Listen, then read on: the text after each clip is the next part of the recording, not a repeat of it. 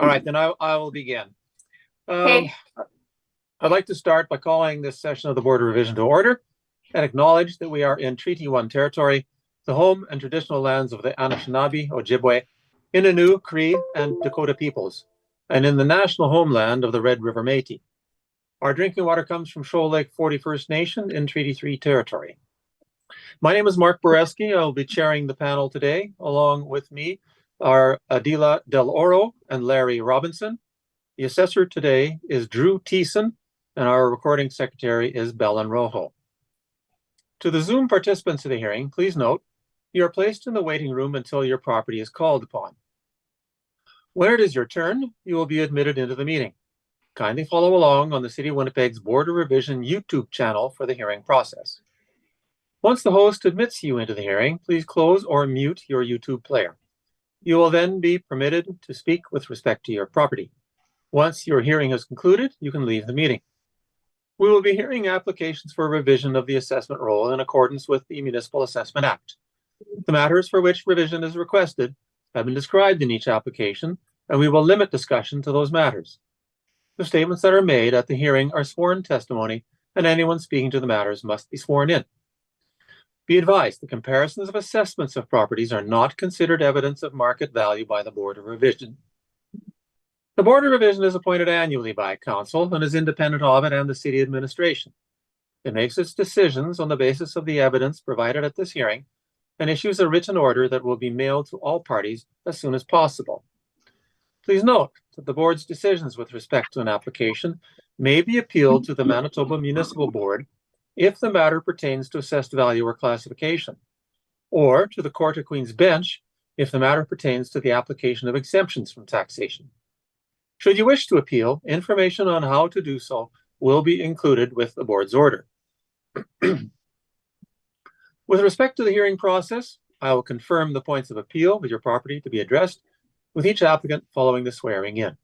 We will then have the assessor's testimony, followed by questions that the applicant may have, and then the applicant's testimony followed by questions. Each side will have an opportunity to summarize if they wish. Once all the evidence about an application has been brought forward, the applicant may leave. The process will repeat for each item on the docket today. The session will close after all the applications have been heard, and the Board will deliberate in private and make its decisions. You will receive the Board's decision by registered mail as soon as possible. As information, all public hearings are live streamed, recorded, and will be part of the public record. We'll be hearing items 1 and 4 through 8 on our docket today. Ms. Rojo, please affirm the assessor's and the applicant's testimony. Mr. Assessor, please state your full name. Drew Thiessen. And do you affirm the evidence you're about to present that this hearing is the truth, the whole truth, and nothing but the truth? I do. Thank you. Madam Applicant, please state your full name. Barbara Harris. And do you affirm the evidence you're about to present that this hearing is the truth, the whole truth, and nothing but the truth? Yes. Thank you. So our first item on the docket today is 219 Mayfield Crescent. So the assessor will present information first, and as soon as we make sure we have it all up and ready for viewing, we can begin. Mr. Thiessen, could you begin when you are ready? Yes, thank you. Okay, so the subject property is located at 219 Mayfield Crescent in the Elmhurst neighborhood. It's a two-story build, single-family dwelling built in 1992, living area of 2243 square feet. It has a full basement that is finished, has 2 full bathrooms, 2 half bathrooms, 2 showers, does have central air, has a fireplace, an attached multi-car garage, and an assessed lot size of 5348 square feet. The comparables are all located in the Elmhurst neighborhood as well. They are all 2-story builds, single-family dwellings, built between 1984 and 1993. The living area is between 2012 to 2331 square feet. They all do have full basements. 3 out of the 4 are finished. Comp number 4 does not have a finished basement. The bathroom counts are all inferior to the subject by at least a little bit, whether it is lacking one shower or lacking a full bathroom and a shower, or a half bathroom and a shower. They all do have central air conditioning. They all have fireplaces. They all have attached multi-car garages. And the lot sizes range between 6224 square feet to 8832 square feet. There are land influences on Comp 2, 3, and 4. Comp 2 has a bus route and a light traffic influence. Comp 3 has a park influence, and Comp 4 is on an external corner. The time-adjusted sale prices range between $419,500 to $570,000, and on a time-adjusted sale price per square foot, it ranges between $184.80 per square foot to $283.30 per square foot. So back in 2015, we modified the condition of the property to reflect that the fact that there were structural issues present with the property. Those have been remedied to some degree, at least based on the evidence that the appellant did submit. So there was a permit pulled. I have included that in my evidence for the structural repairs. And the work was done in 2021. And we verified this in 2022 in July, and made the change back to being an average condition from that. The comparables are largely presenting as 90s homes. Comp 2 has a minor kitchen and one bathroom upgrade. Comp 4, though, is actually a handyman special. It only had one photo in the MLS listing. It was renovated and resold well above the 2020 sale price that it is included in this brief. In October of 2021. I'm not going to mention what the sale price was. I'm just going to say that it did renovate and sell well above that price post-reference. Now, in the owner's submitted evidence, they also mentioned a kitchen renovation that, up to the point of my reviewing their evidence, I did not know about because they mentioned when they spoke with my colleague that there had been no other work done besides the structural repairs. So I was not aware of the kitchen upgrade at the point of reviewing the valuation. So it does not reflect the fact that there is a kitchen upgrade at the property. So with that all being said, the current valuation of $530,000 does not reflect there being a kitchen upgrade, and the total assessment per square foot is $236.29, and I believe that that value is supported. Thank you. Okay, thank you very much. Is it Ms. Harris, is it? Yeah. This is your opportunity to ask the assessor questions about the information that he has provided. If you have additional information, which I'm sure you have, we will wait for your testimony, but this is the point where you ask him questions about what he has presented, questions for clarification, that sort of thing. Do you have any questions? I do. He said in talking to his colleague, I didn't indicate that kitchen renovations were done. Who did I talk to? I don't recall talking to anyone. Someone spoke. It doesn't say who of the homeowners, but my colleague Stephen is the one that spoke with someone. They spoke with someone on July 26th of 2022. 2022. Okay. So that's when it was done. So what is you're saying you weren't aware, but that's when the kitchen renovation was done. July 2022. Yeah. So at the point that they spoke with whoever it was, whichever homeowner it was, they did not clarify that there had been a kitchen renovation. The only thing that was clarified was that the work with the permit was done, the structural repairs, as well. The basement finish was still intact. The deck had been removed because of the foundation work that was required. and that there had been no other renovations at that time. Okay, so, all right. But that is when the renovation was going on. It was completed in August. That's the Yeah. information I have. I wasn't privy to the And I- conversation. I just going off of notes. Remember having that conversation? I mean, it could have been the contractor, I don't know, but okay. So I did indicate in my cover letter that the renovation, I'm not trying to hide anything. But my issue. Sorry, Ms. Harris, do you have any other questions? You can give us that sort of information a little bit later. Yeah, so on the properties that you listed, do you know if any of them have had foundation issues? Like, we don't have slight shifting, we have issues. And although we've spent a large sum of money on them, they're not corrected. None that I'm aware of. I did not see any structural repair permits for any of the 4 comparables. Okay, and also on my reassessment letter, it stated in internal renovations. Well, foundation work was all outside, so I'm not. That's sort of what set me off. What internal renovations are they talking about? But then when you sent your evidence, I saw the permit for the foundation work done by the contractor.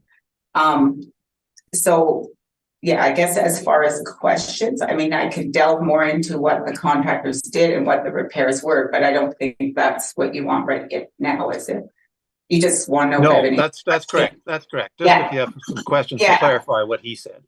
Yeah, so it was more about those properties that have sold, if they've had foundation issues that are ongoing. And Mr. Thiessen, you're saying that you're not aware of there being anything associated with those comparable properties, correct? Correct. Okay. Any other questions? No, I think that was it. All right, then we'll turn to the panel. Ms. Del Oro, do you have questions of the assessor? I don't have anything at this time, thank you.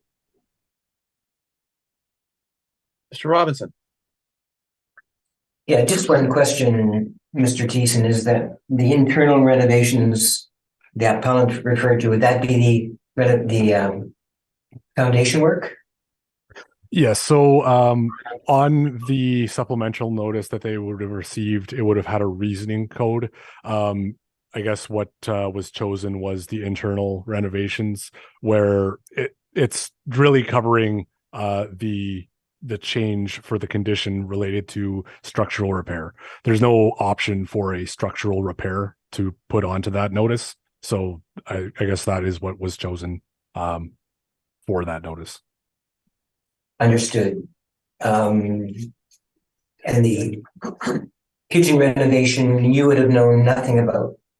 I did not know anything about it until the point that I read the evidence that the appellants had submitted. Okay, that's it for me. Thank you. I'll just take a look at your map, if you don't mind. You've got the comparables and the subject nicely located on it. I'm actually not familiar with these streets. Where is this, Mr. Thiessen? It's in the Elmhurst neighborhood. I'm not very familiar with Elmhurst. Tell me where that is. So if it's north of Wilkes, as you can see at the very base on the bottom right of the map, you can see Wilkes Avenue right there. Right. So that is Wilkes. Okay, and one of the your comparables, number 2, backs on to Ridgewood Avenue, I guess it is. And then there's some sort of linear development on the other side of Ridgewood, on the south side. What is that? I'm not entirely sure. But it's not the railway tracks. The railway tracks are along Wilkes. Is that correct? I believe so. All right. And it wasn't number 2 that had some kind of issue with being near something that would devalue the property. Is that correct? You're talking about the one that I had mentioned that sold as a handyman special, and no, I'm talking about like bus route, there is light traffic on associated with number. Oh, that is number 2. That is number 2. Yeah. All right. Roughly speaking, do you have an idea of what the influences would do to the value of the property in percentage terms? Is there? I can't really say for a percentage term or a dollar value term. Uh-huh. The light traffic would certainly devalue the property somewhat, just because it is more noise, more traffic. So it is going to be a negative influence, but I can't attribute an exact value of dollar or percentage. Okay. There is a considerable difference in the lot size between the subject and number two. What sort of bearing would that have on the value? Well, lot size is certainly going to be an effect on the sale price. A larger lot is going to be more appealing than a smaller lot typically. I mean, it depends on a number of factors, obviously, but more usable space, whether it is living space or whether it is exterior space that can be used for, gardening or living space exterior wise, is all going to be more appealing in the open market, almost certainly. Okay. So number two is the smallest house, but the largest land. Is there one of the comparables that you think is closest? Like number four sounds like it has perhaps the least similarity. Between one and three, is there anyone that is what you would call your best comparable?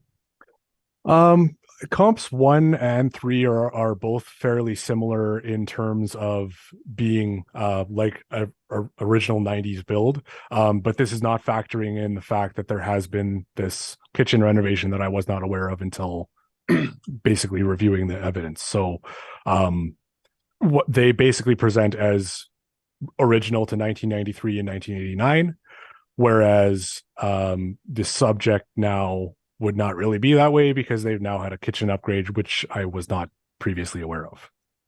Well, we have absolutely no idea what the value of that upgrade was, how it affected the total assessed value of the property. Right, and that will probably be coming into question when the appellant does their presentation.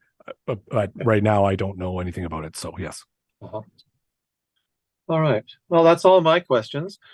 Then, Ms. Harris, if we could have your evidence, please.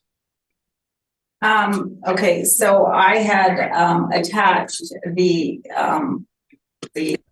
contractors work, what they did, and it's not clear there. There were three options. There was a $25,000 option, a $75,000 option, and then there was one that we didn't even show, which would be actually leveling the house, raising teleposts, so what we had done was piles put in, 27 piles around the house, and what it did was supposedly stop the house from shifting.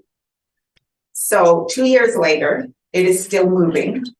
We replaced patio doors twice in 3 years, because the first time it moved so much, they buckled.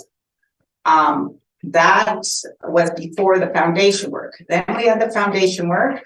We also had the back 10 by 11 eating area of our kitchen raised by the same contractor for an additional $5,000, and it was raised 4 inches.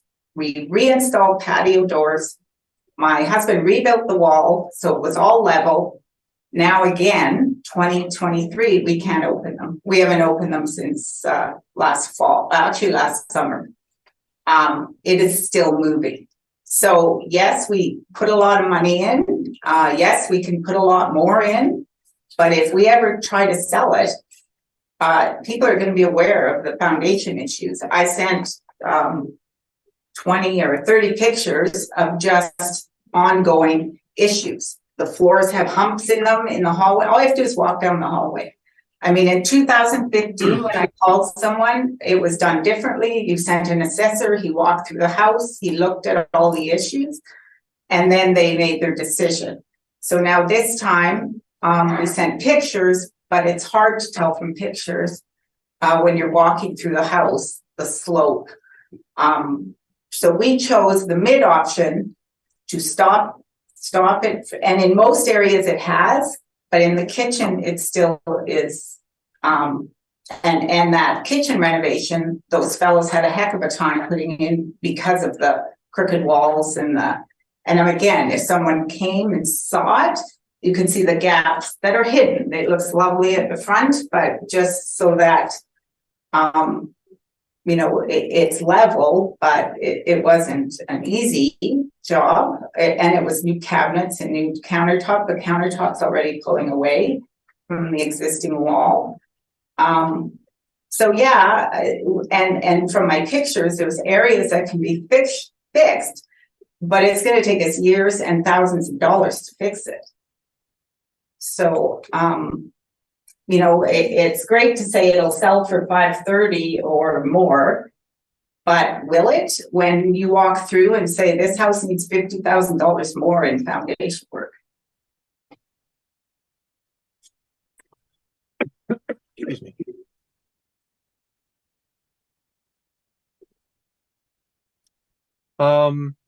So you have also provided in your written material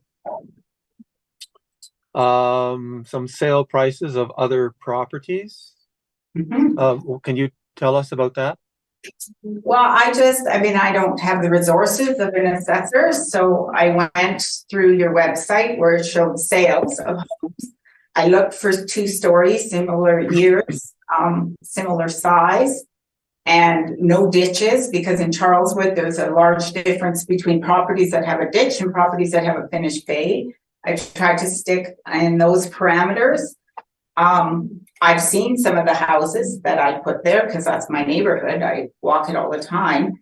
And those were pretty much the closest I could find. And the one isn't even on the assessor's rebuttal, which I got 5 minutes before the meeting, was 86 Hookway, which I listed, which he didn't have anything here on that one.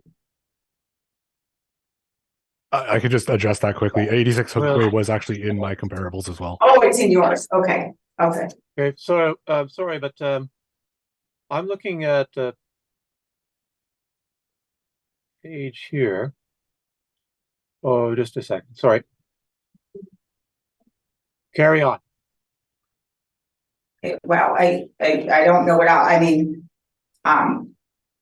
it's fine to do comparables, but again, I think our house has issues that some other homes don't. And I know all Charleswood moves and all houses ship, but I also know that the house directly across from us and the house beside us and the house behind us all have the same issue. Apparently, when those houses were built, last ones on Mayfield, they removed 5 humongous trees and some pit that was in our neighbor's backyard, and they have all had major foundation issues on that line because of whatever they did before they developed the area.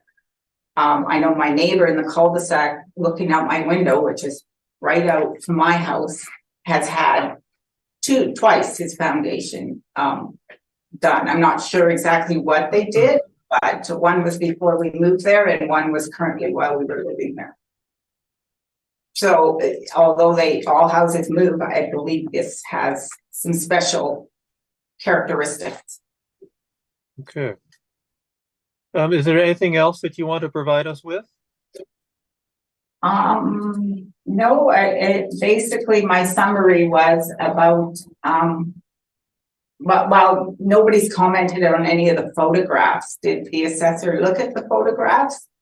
And they all seemed reasonable, and like the garage is like this, the door jambs are all like this. I mean, does that, I just walking through a house, if you saw even my inside photos, you're going to notice the gaps on the doors. And my husband's working his way, as I said, he's fixed some of them. He's fixed the pocket door in the kitchen. He's fixed the patio doors twice. I mean, but it continues to move, and it continues. If you walk in there the way it is right now, you can see the gaps. You can see the crooked door jambs and the slopey floors.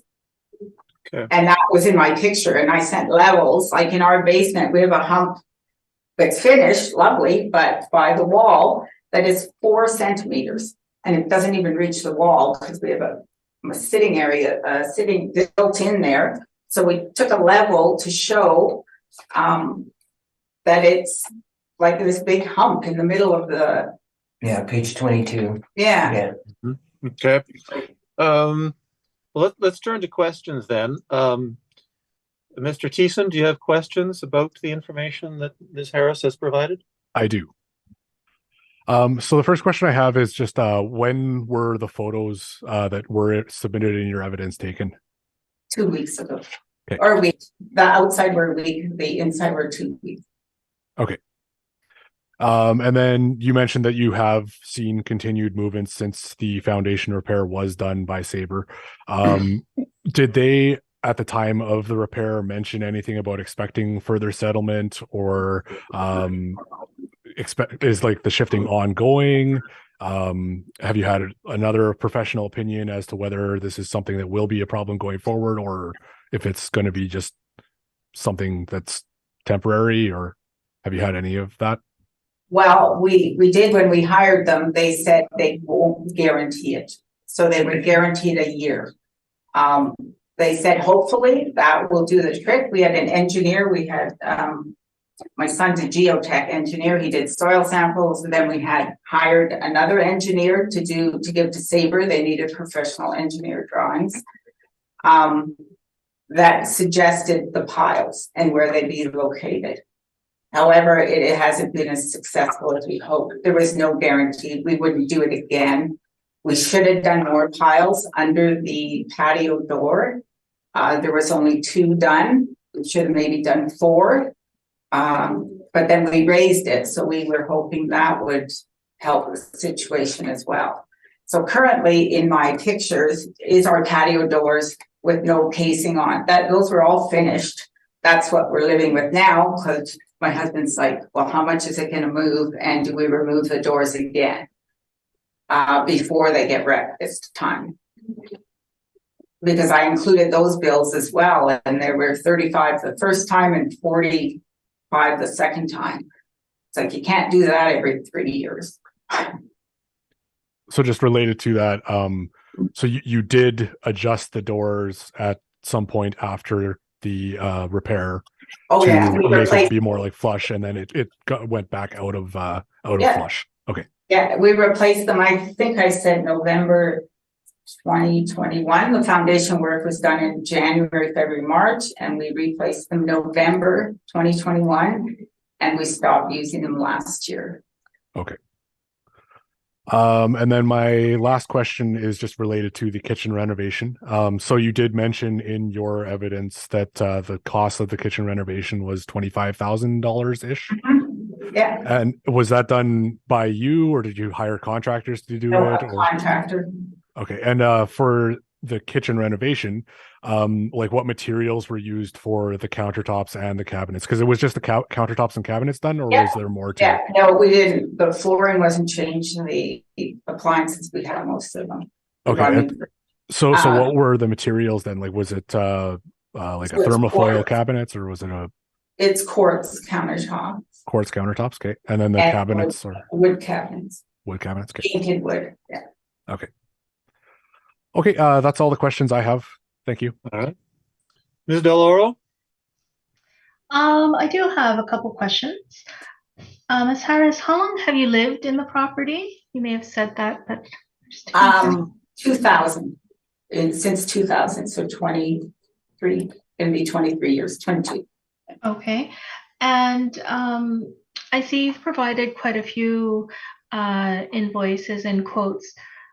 With respect to just the foundational, the structural issues, could you just give me like a ballpark figure of exactly how much you think over the years since 2000 you've spent in the structure, fixing just the structure, not the kitchen renos? And not the doors? Would you take the doors into Yeah. it? Yeah, Sure, okay. sure. So one is 80. So close to 100,000. Okay. And my last question is, how much do you think the fair market value of your property would be if you were to list it? Well, when I got the appeal, the new tax, like the assessed value, 503 as a current didn't seem that out of line to me. Maybe a little on the high side, but 530 seemed like a lot. And they had said 503 for 2021 and 2020 or 22. And then 23, they wanted 530. And I just thought that was a pretty big jump. Even 500, but with the kitchen reno, I think 503 around that number was a fair number. Okay, Because thank you. I just expect that it would need another 50,000. Like that, we tried to get someone to do stucco repairs last year. We couldn't even get an estimate. I mean, that's just a COVID. Everyone was looking, but we are looking into it, and we hope to improve the value of it. But the way it is right now, you know, I would say 500,000 seems fair. Okay, thank you. That's all the questions I have. Mr. Robinson, do you have questions? Just an affirmation, but you were saying you were thinking that 500,000 would be a more fair, than you would be willing to accept that if the assessment was lower than that amount, because you already put in 25,000, making your kitchen nice. Nice, yeah. So that would be So it would have been 475 before that. plus the 25, Yeah. so 500,000, the amount that you were kind of expecting. Yeah, if we were. So if you were selling your house and you had it listed for $530,000 and were offering a discount of $30,000 for any possible shifting, I might buy that house for that adjustment into it. Right. You would think that might be a reasonable thing to do. I do, and I also, when we bought that house, we knocked it down 30,000. But that was 20 years ago. And then it was just cracks, and we had an engineer look at it before we bought it. And he said, yeah, for 30,000 less, gives you some play. Didn't know play was gonna be 100,000. So, Okay, that's my question. Thank you. Thank you. Ms. Harris, you said that you had a 1-year warranty on the work. Is that correct? yeah, And did Sabre come back? Are they going to come back? no, because it was 2021, 2022, our doors were still working, but they were 3 months. Okay. All right. Yeah, And have you gotten an estimate from any other contractor with respect to what would now need to be done? no, because we can't afford to do anything else. Okay. Sometimes foundation issues are attributable to water issues on the property. Are there water issues? Does the property get flooded? Is there a No. drainage issue? No, No. no, And do you have ditches or paved streets? paved. Paved. Okay. And the 25,000 that you quote about the kitchen reno, that was a contractor's price, was it? Yes, Okay. That's all my questions. So thank you very much for coming. We will, at the end of our session today, we'll be deciding on all of these applications, and then you will receive an order in the mail as quickly as we can get it to you. Just one moment. I did have some Right. rebuttal evidence that I submitted as well.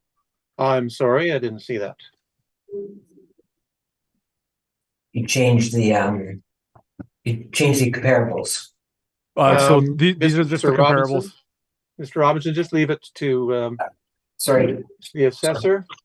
Yeah, these are just the Just- comparables that the appellant submitted. I just expanded them so that you could see the differences between the properties. So like comparable 1 and 2. If you don't mind, have- I'm not there yet.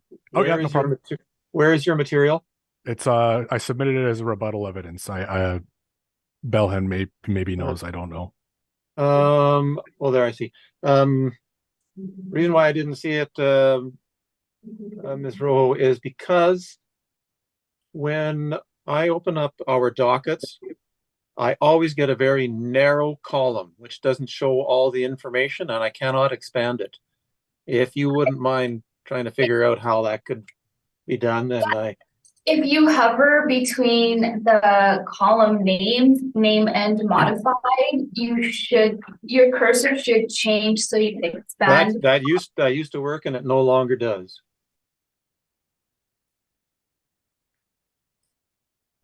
I don't know. So, Mr. Thiessen, Yes. if I've got the right document open, then tell me what I'm looking at. So I just I added all of the appellants comparables that they included in their evidence onto a comparable sheet, so it's easily readable. You can see Oh, I all the see. differences between the properties, as well as the actual time adjusted sale prices, because what they included was only the actual sale prices, and most of them didn't sell all that close to April 1st of 2021. So there would be a time adjustment required over the period of time. Just looking at the comparables, there are some fairly major differences between some of the properties. Comps 1 and 2 are fairly quite a bit smaller than the subject, as well as comp 4, where the square footage is 1883, 1927, and 1812 respectively. And then comps 3 and 4 are actually built in the 70s rather than the 90s. Comps 1 and 2 don't have finished basements, as well as comps 1, 2, and 4 have one less shower. Otherwise, pretty much they're fairly similar. But I just wanted to make sure that it was illustrated, so you can kind of get a better idea of what is actually present at these properties versus the subject property, as well as just giving an idea of the location of them, and the actual time adjusted sale prices. Okay. Ms. Harris, do you have any questions about that? Well, I just, again, when I look them up, I don't have the resources you do. I'm jumping from the assessment to property assessments and seeing what I could get. So it said include similar properties that have sold in your neighborhood, which I did, but I don't know much about them as you do, and I just put them in there because you asked for them.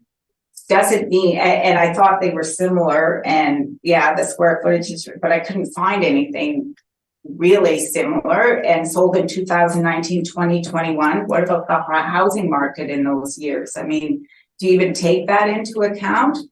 21, it sold for a ton of money, some of those houses, but will it sell like that in 23? And the housing market's down. So I know this is all backdated and forward dated, but again, my issue, I mean, this is my evidence that these properties sold for this much, but similar to your evidence, if you do per square footage, there was quite a difference.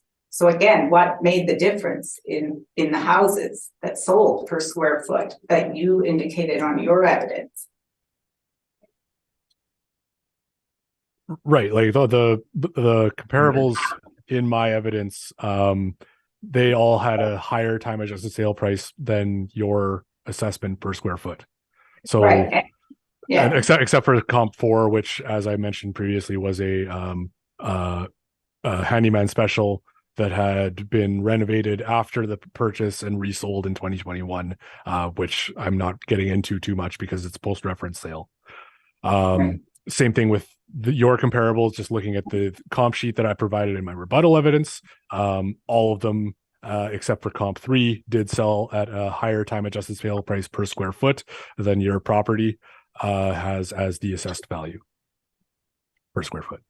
And again, that all your eggs are in the assessment basket or the sale of good houses or level houses. So, I mean, I can't argue with that. These are my comparables, but again, that's not where I'm putting all my eggs in that basket, because I believe our house is different. That's understood. Ms. Deloro, do you have questions about the rebuttal?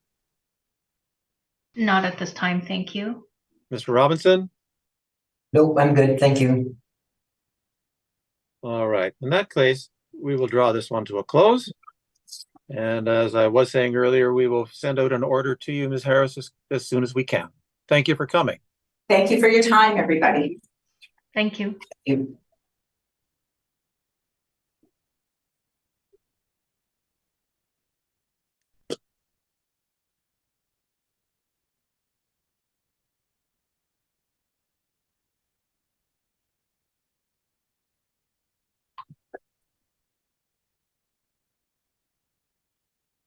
I'm also finding, Belen, that all of the downloading is happening entirely differently today than it has in the past.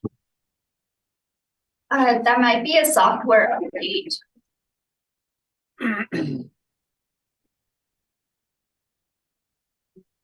No, I just realized the bringing the city information in here in a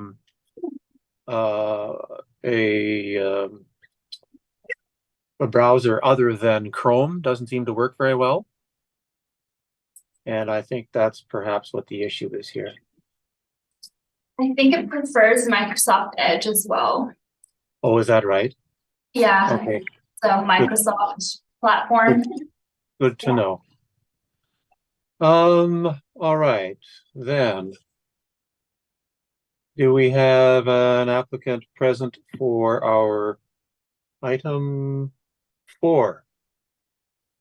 49 Evanston Street. Yes, correct. Yeah. So you can go next. Yeah, you can book them up. Sorry, I didn't hear that. We have 2 applicants present. Okay.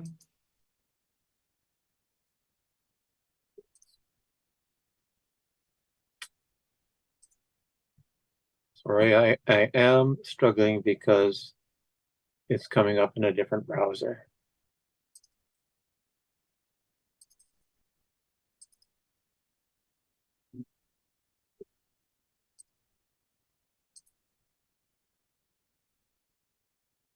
May I proceed with the affirmations? Just a second, please. Okay.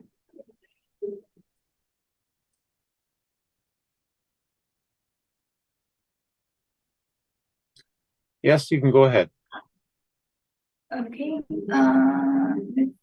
Scholes? Yeah, please state your full name.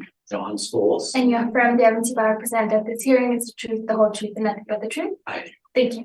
Madam Applicant, please state your full name. Laura Megan Pearson. And you affirm the evidence you are present at this hearing is the truth, the whole truth, and nothing but the truth? I do. Thank you. All right, Mr. Thiessen, when you are ready. Oh, Thank you. and sorry, just to make it clear, these are the same applicants for the next 2 items. Yes. Yes. Okay. So the subject property, this is for the 2022 assessment. The subject property is located at 49 Evanston Street, located in the Wolseley neighborhood. It's a 2.5-story build, single family dwelling built in 1911. Living area of 1560 square feet. It has a full basement that is finished, about half finished. Has 1 full bathroom and 1 half bathroom. It does not have central air, does not have any fireplaces, and it has a detached single car garage, lot size of 2495 square feet. The comparables are all also located in the Wolseley neighborhood. They're all 2.5-story builds, single family dwellings, built between 1909 to 1913. Living areas between 1651 square feet to 1776 square feet. They all have full basements. Comps 2 and 3 have part areas, meaning that at some point there's probably an addition or something put on that has just a crawl space underneath it. The comparables, comps 1 and 3 do not have finished basements at all. Comp 2 does have a finished basement. Comp 4 does have a finished basement of roughly the same square footage as the subject. And the bathroom counts are fairly similar. Comp 1 has an extra tub. Comp 2 has an extra shower, and Comp 4 has an extra shower. Central air is located on comps 1 and 4, and there are fireplaces as comp 2, 3, and 4. All of them do have detached single car garages except for comp 2, and there's no garage there at all. The lot size ranges between 2,305 square feet to 3,313 square feet. And there are land influences on all of the comps except for Comp 3. Comp 1 has a back lane influence. Comp 2 has a light traffic and bus route influence. And Comp 4 has a medium traffic influence. The time adjusted sale prices range between $271,400 to $345,800, and the time adjusted sale prices per square foot range between $156.43 per square foot to $293 per square foot. So I did speak with the owner in early January. The only changes since their purchase in, I believe it was August of 2021, were that they tore down the garage in October of 2022 and built a new garage that was completed in December of 2022. Both are single car garages, or were single car garages. And then they removed the carpet from the stairs leading up to the second floor, I believe it was. And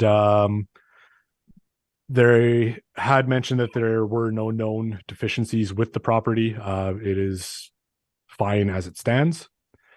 And the current assessed value is $343,000 or $219.87 per square foot. And I believe that that value is supported by the comparables. Thank you. So, will you both be speaking, applicants, asking questions? Don will probably lead, but I have problems biting my tongue, so I'll jump in every now and then. Sure. All right. Well, do you have questions for the assessor then about this information that he has presented?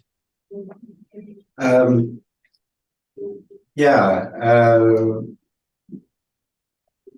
comparables were very similar to the assessors, as you'll see in our presentation.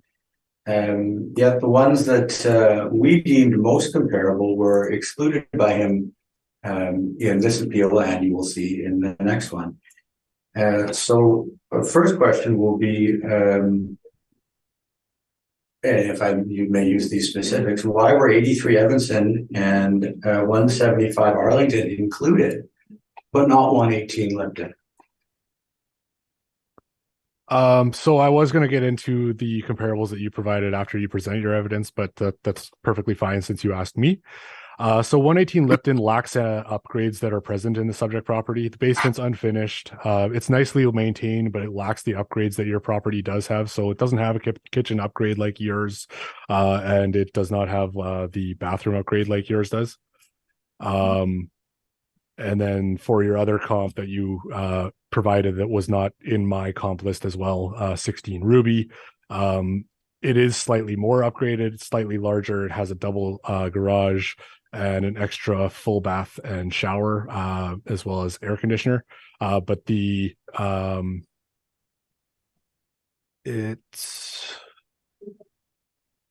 didn't look too much into that property that I recall. I don't have the notes on it as much as just what I just mentioned there. Can I ask how much you do look into each property? What level of awareness would you have compared to a person who's in that neighborhood?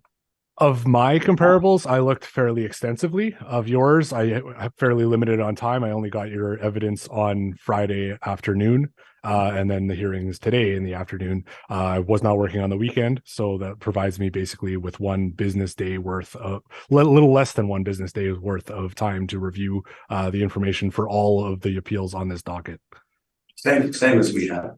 Yeah, but you have only one property to look at versus I have to look at all of them. So when we just sort of continuing on that question, then we were wondering how you're sort of able to compare 2.5 story houses in terms of sort of their attic size and functionality. It becomes a very particular point of your assessment, the categorization of 2.5 story versus 2 story, as opposed to square footage, which a real estate agent would probably be more inclined to utilize for valuation. And we're just wondering, how does a 2.5-story home, would that not be based on a full half of a square footage per floor? What is a half story? The definition of it. Just to put into context there. So ours does not have easy access.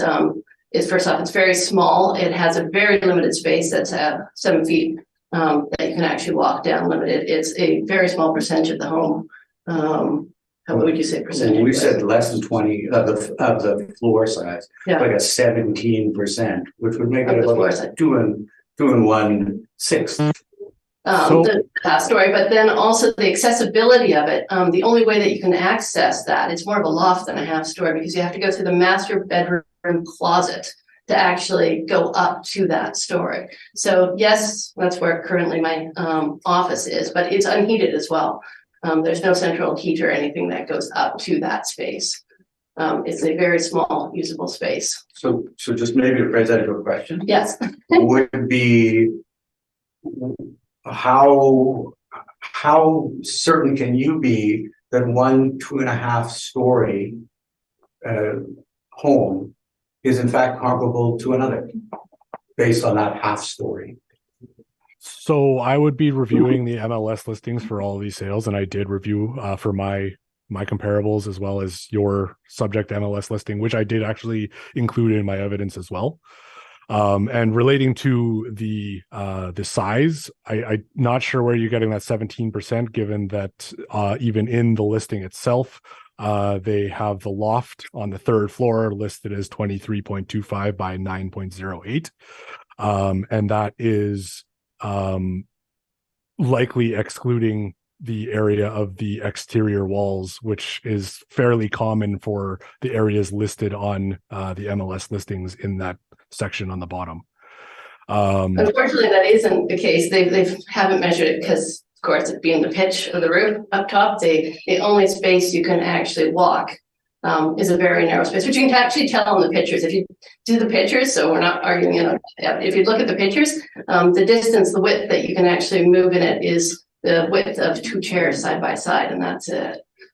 So the photos are attached in the listing as well here. And you can see that there is what looks like a crib, a bed. This is on page, I believe, Definitely not a bed. 18 There was to a 20. crib up there. Yeah, so like, but this was during the listing. So Yeah. what was there at staging time for the listing? It has like a crib, a bed looking thing, and a chair, as well as what looks like there would be extra space in between that bed and the chair. So, I mean, this is what you would consider a finished attic area. It's not going to be covering the full area like a full story would. It's a half story. It has the angled up roof, so it's cutting off some of the area that would be usable, as well as it's not covering that full footprint of the base, the main floor and the upper area below it. Which is why it's a half story, not a full story. Okay, yeah, and then the heating as well, and the accessibility to it, but are all kind of, just from the half stories that we saw, it wasn't quite as comparable to a lot of them. Okay, also going on then, we're talking about finished basements. We saw in your comparables there, you just have yes, no, not partially finished versus finished. So ours, as you mentioned, there is partially finished and quite partially finished basement. Being it has an open ceiling with all, obviously you can see everything in the open ceiling, and then the carpet on the floor is directly laid down onto the old cement. So yeah, mold factor is quite high. I think it does smell musky down there. It's just been laid down. It's not a well-finished basement. So, is there a question here? I'd really like to restrict this. So partially, okay, so for comparables then, I noticed it's yes or no, not partially taken into consideration. This is a partially finished basement versus some of them, 2 of them that were at least listed on there, I believe it is, that have a full finished basement that were actually expertly designed to be full finished basement. So is that comparable? So I understand what you're saying. Comps 2 and 4 are the only ones that have yes there, right? Yeah. And so comp 2 only has 350 square feet of basement finished. You have 325 square feet. And then comp 4 only has 250 square feet. So it says yes, no on the comp sheet, but we actually have less for comp 4 for total finished basement area and slightly more, 25 square feet more for their comp 3. Okay, but so you go by square footage, not actually finishing. We're looking at finished space square footage. Partially finished versus finished, though, being quite different. So the fact that you have, we would be looking at 2 out of 3 qualities, which would be walls, flooring, and ceiling. There are the 2 because you do have the flooring and you have the walls. The ceiling is open. A lot of people do choose to leave that open. It is, as long as there's 2 out of 3, we would consider it finished basement. Okay, and then the finishing on the floor being the carpet laid directly down, is mold factor, I think, is another consideration on it, the fact with the finishings. So that's something I was not aware of until you mentioned it now. That and you can see that actually, I think on one of the pictures directly, you can see it as it goes into the laundry room. I believe you can see that it's just laid straight down. You can see the cement in the laundry room and then the carpet laid down, that there is no differentiation between it. Okay, because a lot of the photos do look like, and I did include, as I mentioned previously, I included the MLS listing. It looks like if it's finished, it looks like it would have the subfloor and everything that you would typically see. From what I can see in the photos, it doesn't look any different than what I would expect out of any other finished basement. Then also bathrooms, you had talked about comparables in the bathroom. Our second half bathroom that they call it, it's in the bathroom, which is only partially finished. And it's actually a raised kind of throne style toilet that you have to step in, and the floor, there isn't actually any flooring in the bathroom on it. It's a cement floor that you would go into. I would never allow a guest to go down to utilize the bathroom. It's strictly for the kids. Myself, I wouldn't even use it. So comparing that to another house that says has a tub and full bathroom, I'm not sure if that's a direct comparable either. So for any half bathroom, we'd be looking at it having a toilet and a sink. Does it have a toilet and a sink? Yes, that it does. Yes, Then it definitely has both. It's just the level of, and the fact it's in the basement. I wasn't sure if that was a comparable, if it's down in a partially finished basement, but that's still comparable. Okay, and my last point, sorry, hold me on, Joe. Two questions kind of actually I've got. More, first up, is rental properties taken into account? Rental properties on the block taken into account? Our short block there in Evanston is, there's a significant number of rental properties, being 2 within, like 2 houses down from us, there's an apartment block, kitty corner across from it, there's an apartment block, as well as the actual houses on the street. Most of them, I would say, are actually duplexed. So on our short block, and as you know, rental properties actually do bring down a home value. So was that taken into account with the rest of comparables? Because there's certainly not, when you look at, say, Home Street or Ruby Street, it doesn't have that density on the street. Well, the density may not be exactly the same. There are, in Wolseley neighborhood in general, there are a large number of rental homes, whether that is, renting out as a duplex or renting out a single family dwelling. I mean, you can kind of get rental homes all throughout the city, but what my comps are, they are only looking at single family dwellings. So we're not looking at any of the multifamily conversion duplexes or triplexes or any of that kind of stuff. We're only looking at the single family dwellings. That's all I have for the comps.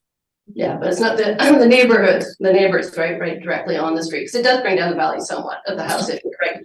So we like all of my comps are in the Wolseley neighborhood, and so if it is a present thing in the Wolseley neighborhood, and they're all in the Wolseley. So, okay. And then last but not least, renovations taken into account, permits pulled. Some of the listings that you had, the comparables, had significant work done on it, and by designers, actually high-end designers. Okay, so that's, I'm talking ahead of time. All right, that'll be on the next assessment. Sorry, I'm going off my notes on the phone. Sorry, that's all I've got question-wise. Thank you so much. Okay, thank you. Ms. Del Oro, questions? I have no questions at this time. Thank you. Mr. Robinson? Just one for Mr. Thiessen. The total assessments per square foot on the subject property is the highest of all of your comparables. And my question is, why in particular makes it different than the other ones that it's the highest one per square foot? Understood. So the reason why you could expect to see a higher assessment per square foot is actually because the living area is smaller. It's actually going to drive up the per square foot value of any assessment. So as you get smaller and smaller in size, the actual per square foot value will likely increase. Okay. Thank you. That's all? That's it. Okay. So in that case, applicants, could we have your evidence, please? Well, we've given a fair bit of it. Certainly the question that was raised by Mr. Robinson is very pertinent to our evidence. Just to review it, we say we contend our house has a much smaller and less functional attic space than is typical of the average 2.5-story house. Usable attic space is 150 square feet. It's a strip of about 6 feet by about 25 feet. That's what it is. You can see from your own pictures clearly there's not a bed there. There are 2 chairs. You can see a small window at the top of the stairs.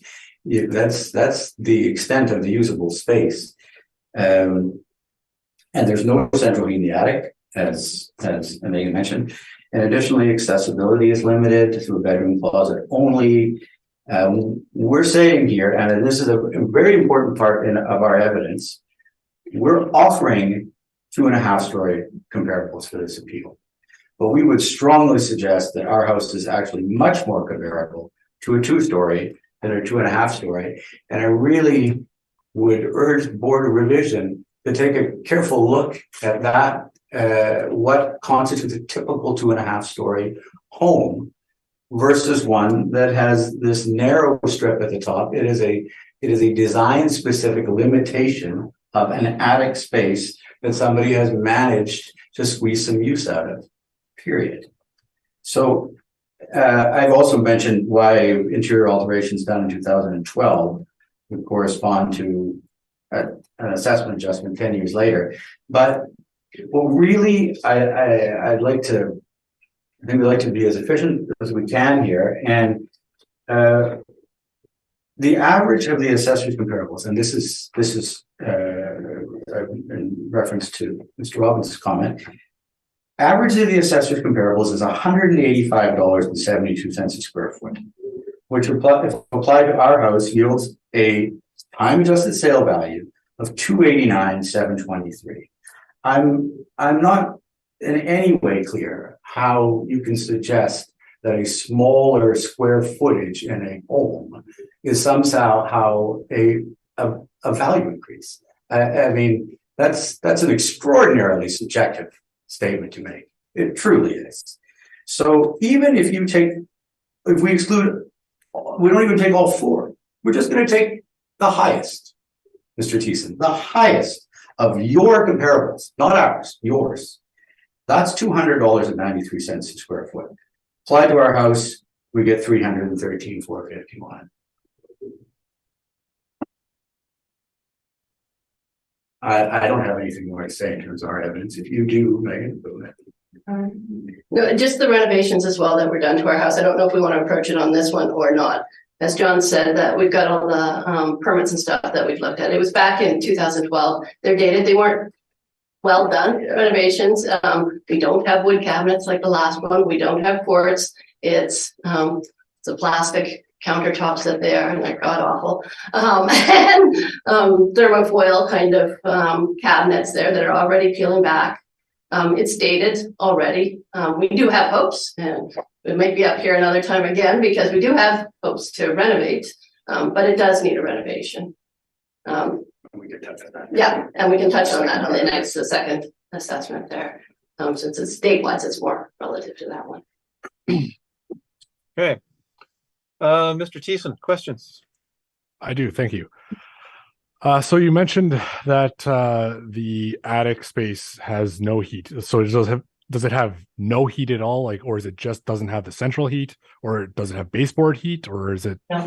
No baseboard heat, no central heat, no baseboard heat, no vents or anything going up to it. No, we just plug in electric heater. Yeah, I run a wire up and So like a Yes. portable electric heaters, basically like space heaters. Yeah. Okay. And you mentioned that you have to access the attic space by a staircase that is in a closet. Can you just describe that a little bit more? I'm just kind of curious. Yeah, you have to go into the master bedroom, and in the master bedroom, the only closet that there is in the master bedroom, you have to go through the closet, and then to the side, there's a staircase going up. A secret. A secret. It is a secret passage, which is pretty cool, but Okay. And were you, like, given that you've provided the 4 sales that I did, and then you had 2 extra ones, were you aware of the condition of those properties at the time of their sale? which The condition. All six of the ones that you provided. So Lipton, Evanston, Ruby, the 2 on Ruby, Arlington, and the other one on Lipton. 2 on Lipton, 2 on Ruby, the Evanston, and the Arlington. Now, sorry, when you say, were we aware of the condition of those properties at the time of their sale? Yeah. Relative to what? So just like what the overall condition is, like have they had upgrades? Are you aware of any of that kind of information? Based on MLS listing? Based on however you would have got the information. Well, no, because we're talking about comparables. I'm just curious as to when you say, am I aware of it? Is that relative to your awareness of it? Because if we're basing stuff on MLS listings, we've got to be realistic that these are property vendors putting their best foot forward. Of course. You know, I mean, we have to acknowledge that what we look at on our MLS listing, not only is the MLS listing that we're referencing today from post 2021. It is right after that update. It is also the vendors and realtors' presentation of something that they're trying to sell. This is not an accurate representation. Yeah, but that is what we've used for the other ones when we were looking at the comparables. Well, in fact, we're basing them on we use things like Honest Store and how it's priced out, so that way you can just get the details. You can get the square footage, you can get the comparable elements, the fireplace, air conditioning, those sort of things. In terms of photos and that the condition, I mean, you can't be certain of the condition. Who could be certain? So just based on that, like, you're saying that the vendor would always present as best they can to make it a good indication of what kind of is there to make it the best opportunity to sell, right? Definitely. Yes. So the argument would be that they would probably do that for all of the other properties that are in my comparables as well, right? Absolutely. Yes. Yeah. Okay. I agree with that. But yeah, so when we were looking at it, it was all we could pull from online, looking at pictures. Had we been in any of them? No. Okay. I have no further questions. Thank you. Ms. Deloro? Just one question. What do you feel is a fair market value? So we'll speak to this in both our 2022 and 2023, but really, when we look at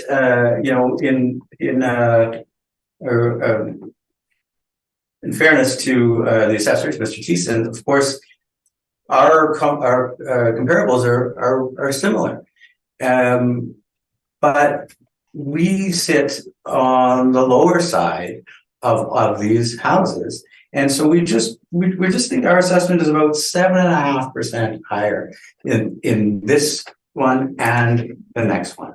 We're not looking for a radical difference, but it's definitely worth our time and money to get an accurate assessment. So we're saying about 7.5%, 8% lower on this one and the next one. That's what we're looking for. Okay, thank you. I have no further questions. Mr. Robinson? My question was answered. Thank you.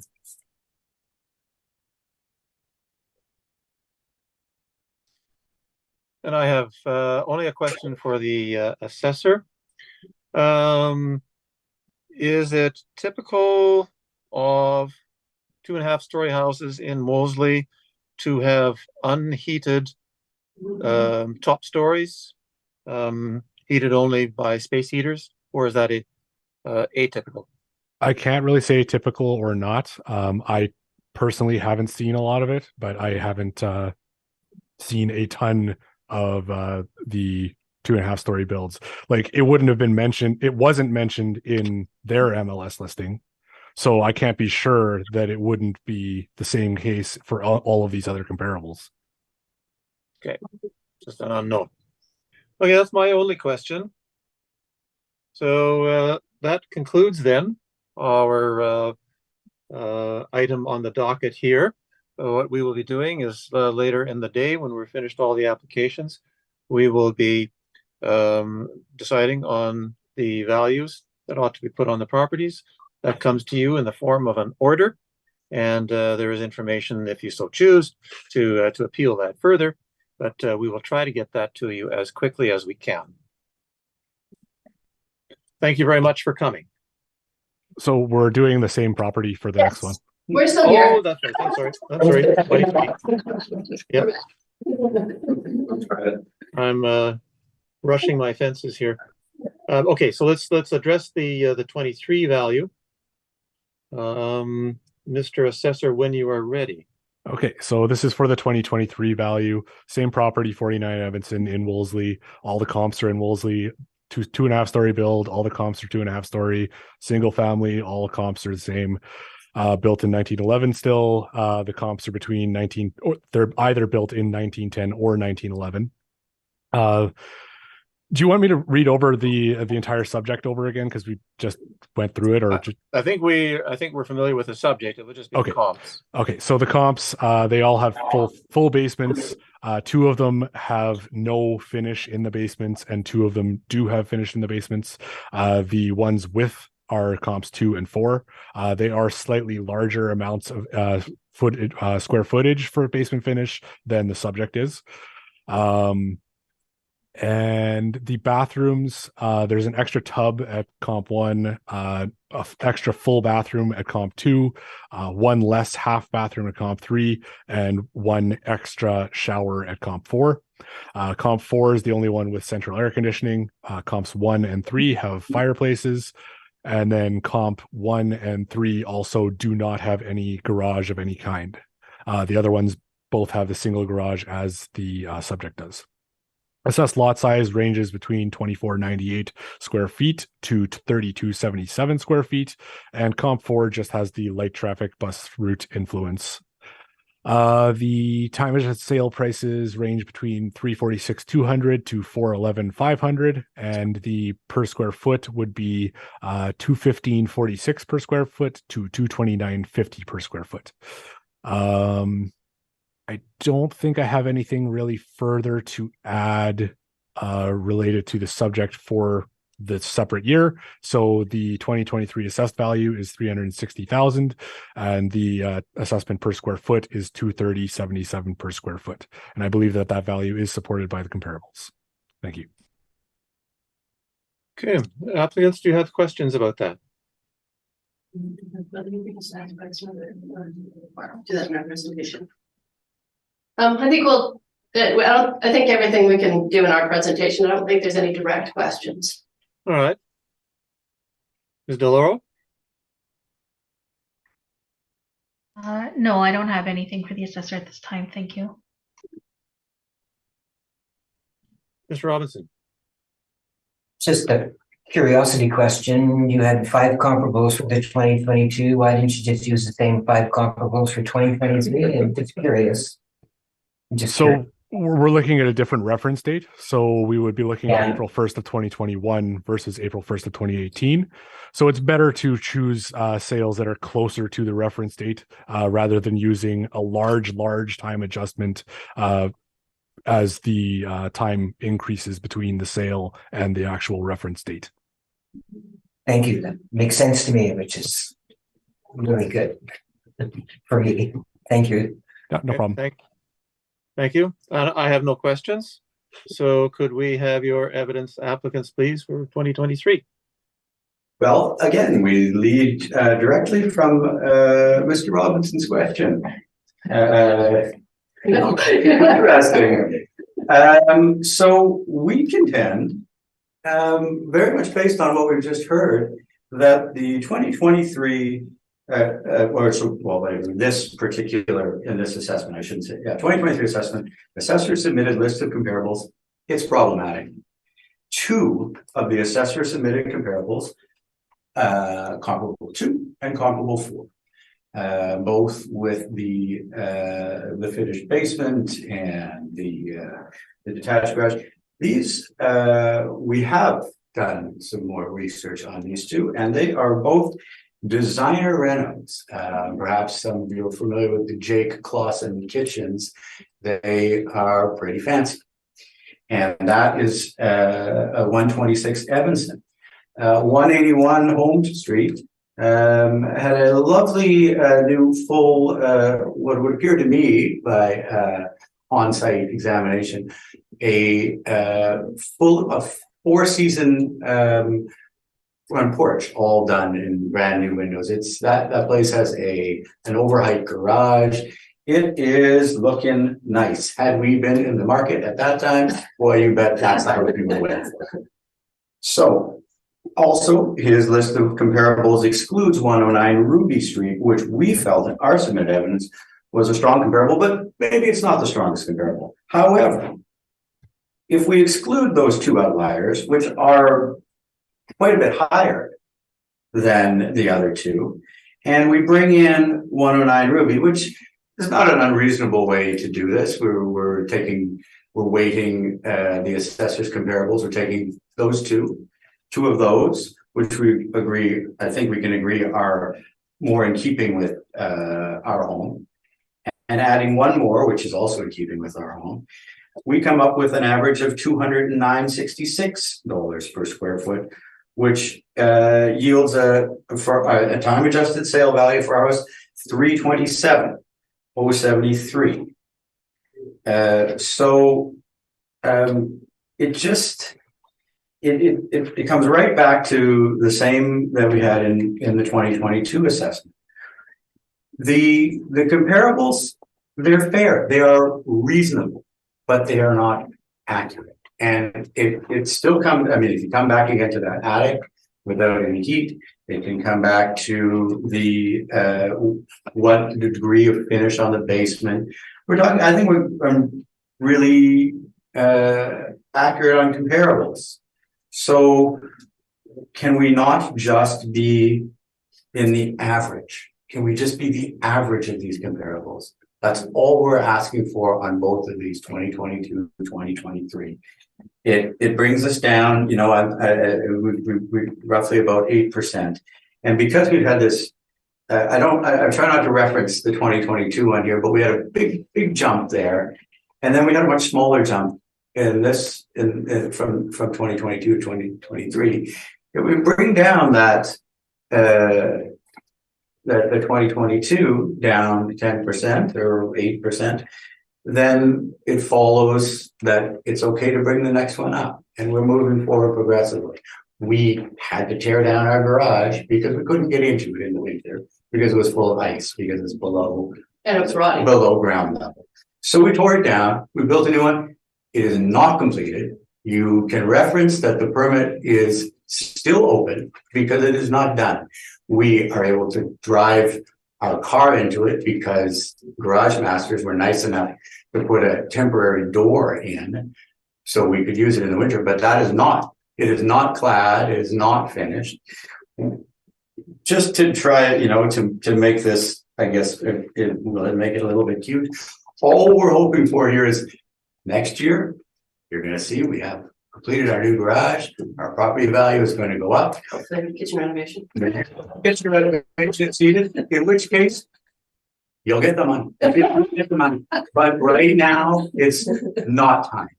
So it wasn't time when we were backdated and rebuild extra money for 2022, and it's not time in 2023.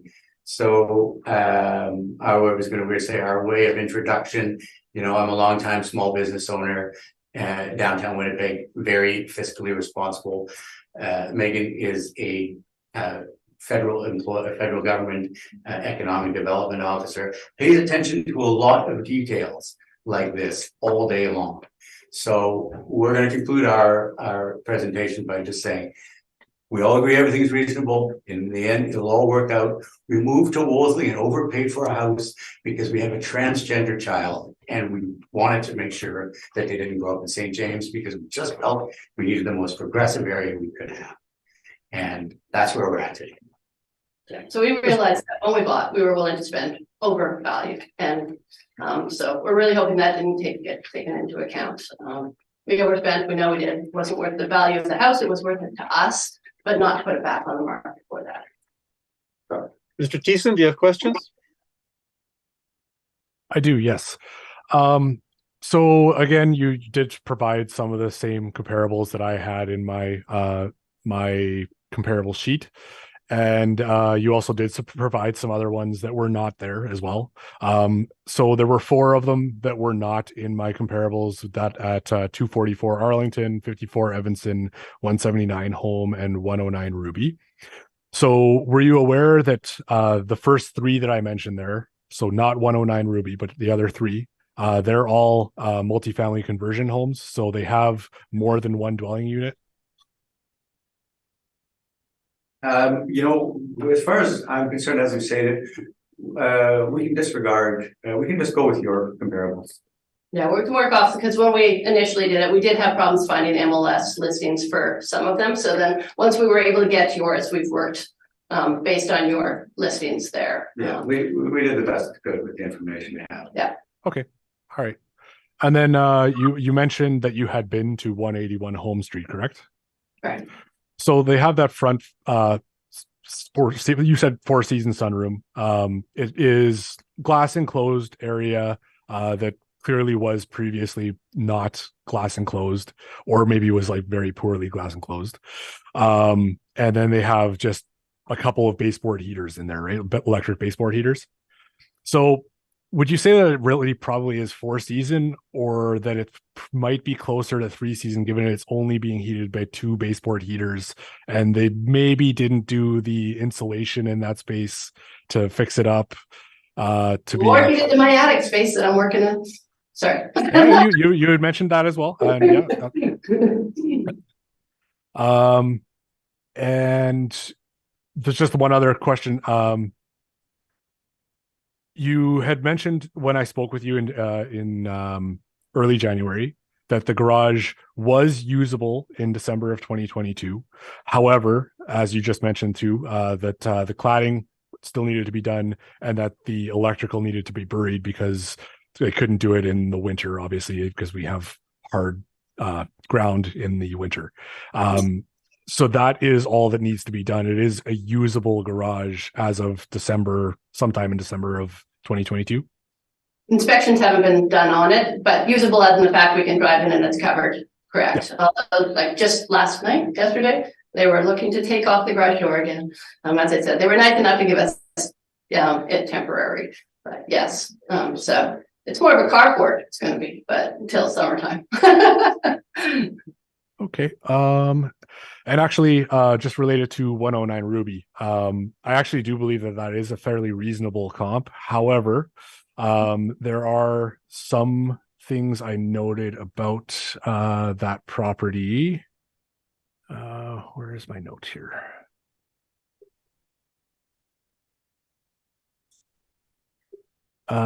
It's fairly similar in size. It lacks one of the half bathrooms.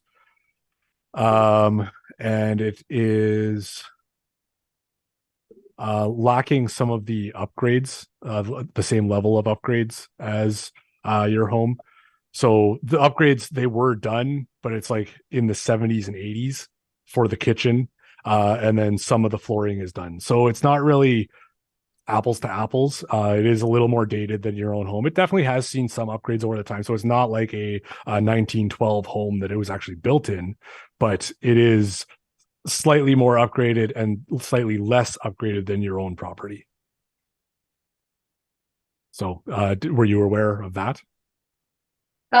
That's cosmetics, that you're talking, and I think that's kind of relative to whether you like, the 90s cosmetics versus, the 70s cosmetics, but, Well,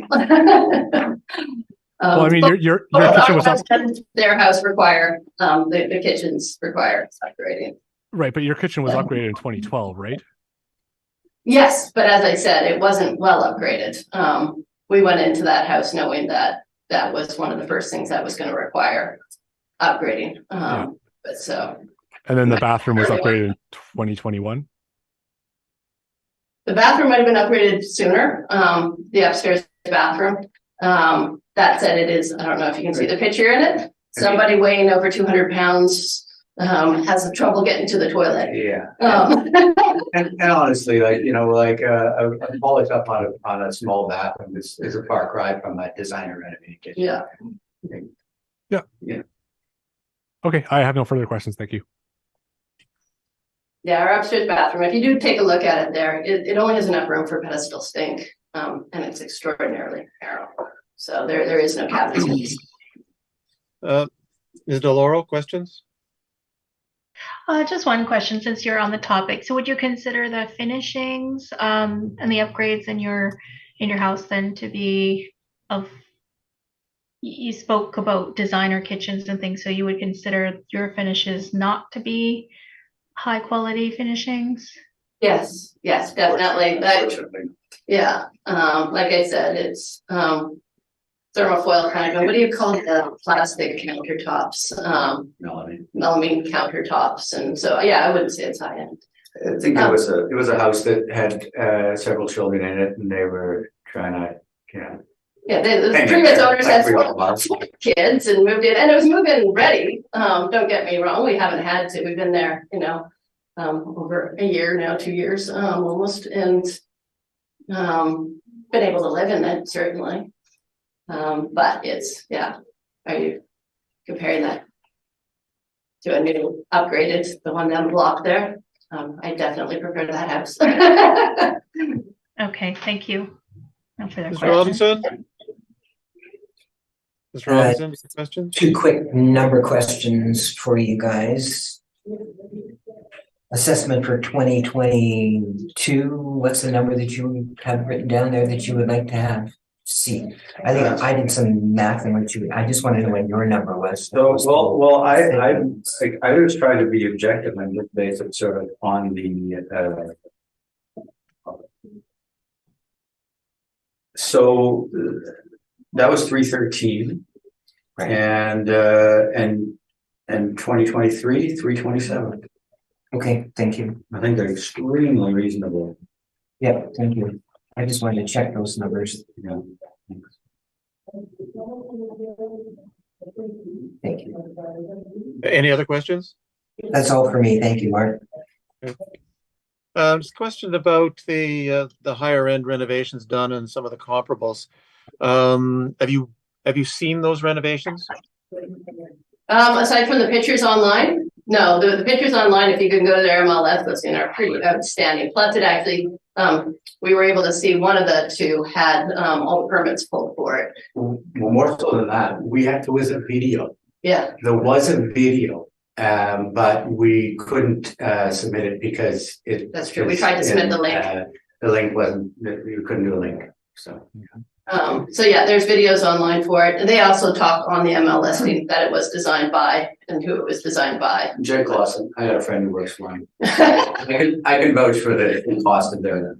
That was my second question. What was the source of the name of the contractor? Yeah, it was actually in the MLS listing, so it wasn't just a friend. Yeah, they actually right. Okay.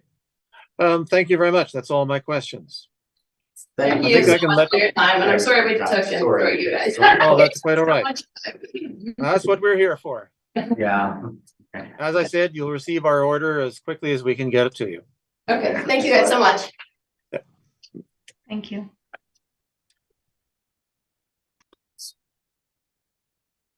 If you could just give us a minute and we'll move along to our material for the next item on our docket, which is number 6.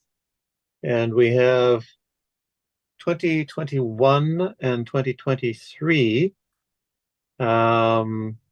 for 524 Balmoral. I have a question before we actually start, but let me bring that material up.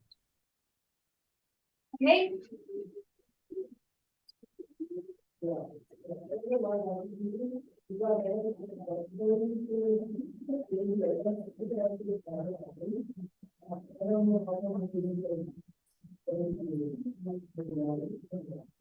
Just so that I have the timeline straight here, Mr. Thiessen, we're dealing with a supplementary tax for 2021, Correct. and then we have the normal for 2023. Yeah. Why are we doing 2021? It's not 2022. It's 2021, and there is no 2022. 2022 will be affected by the 2021 because it is in the same reassessment. So you're cycle. just bringing it forward. Yeah. All right. And when was the supplementary tax issued? I don't have that in front of me. I can pull it up. Just give me one moment.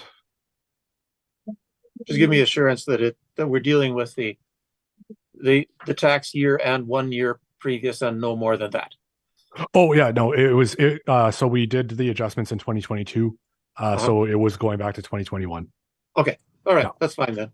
Mr. Chair, if you'd like to know, it's referencing the document dated November 14, 2022.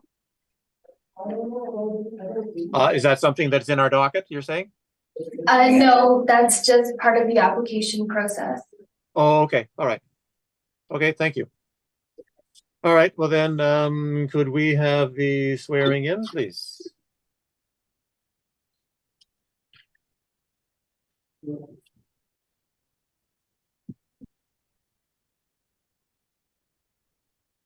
Sorry, I missed what you said. Swearing Right. in. Okay. Let's have the swearing in. Madam applicant, please state your full name.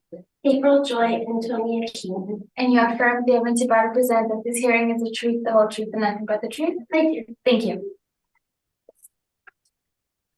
Hey, Mr. Thiessen, when you're ready. Okay. So the next two properties are based on the same subject, 524 Balmoral Street, located in the Spence neighborhood. It is a two-story build, single-family dwelling built in 1886, has a 904 square feet of living area, has a full basement that is unfinished, has one full bathroom, no central air, no fireplaces, no garages, and the lot size is 3858 square feet. It does have a bus route, commercial adjacent, and heavy traffic and school influences. The commercial adjacent is related to a apartment block that is next door. The comparables are all located in the Spence neighborhood, except for Comp 3, which is in the West Alexander neighborhood, just to the north of the subject. And it was very difficult to find two-story builds. So I pulled 1.75 story builds because the two-story builds typically were of multifamily conversions or duplexes. So it would be better to pull 1.75 story, which is very close, somewhat similar to two-story, rather than using multifamily conversion. So they are all single-family dwellings. They are all 1.75 story builds, built between 1890 to 1905. Living areas between 864 to 1280 square feet. Comp 2 has a part basement, so it doesn't have a full basement as the rest of them do. It only has a small area of the basement, or a small area of the footprint of the main floor that is actually a basement area. None of them have finished basements except for Comp 3, which has a very small portion of the basement finished. Comp 2 has an extra half bathroom over top of the subject. Comp 3 has central air conditioning, and they also have a single detached garage. None of the other comps have central air, fireplaces, garages. And the lot sizes range between 2247 square feet to 3321 square feet. Comp 2 and Comp 3 both also have commercial adjacent influences, and Comp 3 also has the school influence. And the time adjusted sale prices range between 109,800 to 136,500, which is a time adjusted sale price range between 106.64 per square foot to 128.22 per square foot. There were significant renovations done to this property in, I believe it was 2020 that it was completed. So the home was basically entirely gutted, new kitchen, flooring, electrical, plumbing, sump pump, millwork, all done in 2020 and completed in 2020, which is why there is the 2021 adjustment. The current assessed value is 105 for the 2021 assessment, and the assessment per square foot is 116.15 per square foot, and I believe that that value is supported. Thank you. Hey, Ms. Applicant, do you have questions about that information that the assessor has provided? I'd just like to know why you compared it to the house on Elgin, which is not in my neighborhood of Spence. Yes, so it was very difficult to find similar sized single family dwellings within the Spence neighborhood that would be a good reflection of your home. Like I said, even just finding 2 stories wasn't really happening. I had to expand into 1 3/4. I was also looking at 2.5 stories just to find what I could possibly find that would be the most similar to your own property. So I wanted to try to stick close to the same square footage, as well as close as I was possible to the same style of build. Okay, my next question is, would you consider my street to be a residential street? It has a very high traffic influence, which is why we have the heavy traffic on it. So much like a Pembina Highway or a Portage Avenue, it has heavy traffic. And I know that there is no parking on Balmoral, at least near your house. No stopping, right? Yeah. So you would compare that to a house on Spence Street where they're able to park outside on their residential street? So the question back related to that would be, could you not then park on nearby streets like, Furby or Spence, or while you might not be able to park in front of your house, could you not just park on those other streets or Sargent or,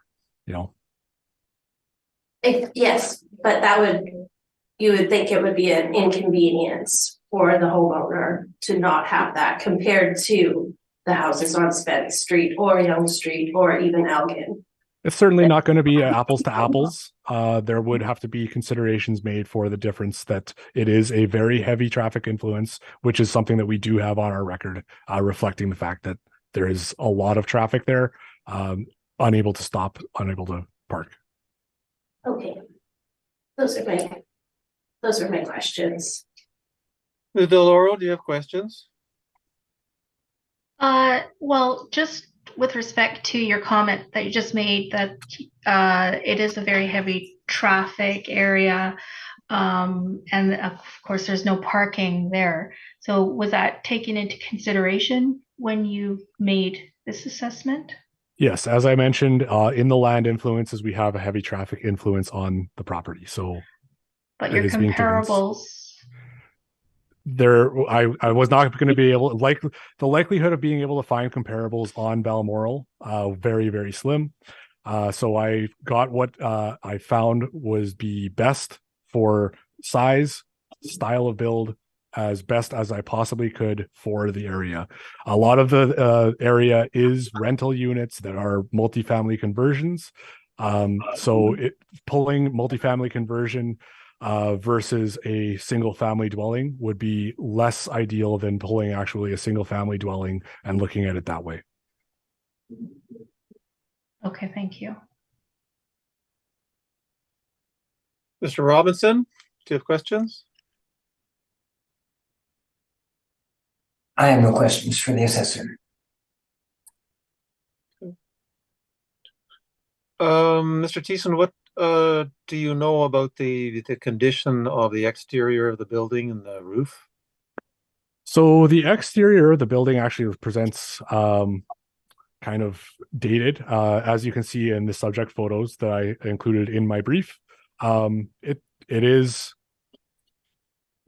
looks fairly original. It's mostly all interior work that was done. From my understanding, based on reading through the appellant's evidence, this is kind of like a uncommon structure type for the exterior, the mansard roof. So it is something that is not something you would typically see in the area. There's not a lot of them left, even just driving by the area. It is much more common to see the standard gable or hip roofs that you would see basically everywhere else. So you're saying that it was renovated Yes. in, did you say 2020? 2020 is when the renovation was 2020. complete. Okay, and that has only brought up the effective year to 1936. Yeah. So there would still be obviously a lot of depreciation on this building, a lot of issues that are likely associated with it. Would that be correct?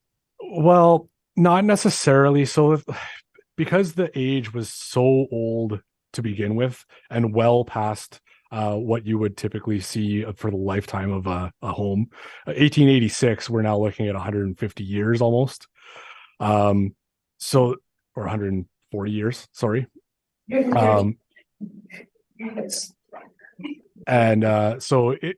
it's to bring it up, is it 50 years that it is from 86 to 1886 to 1936 would be a significant increase in the adjustment for the work that was done on the interior, which is basically a completely gut and reno.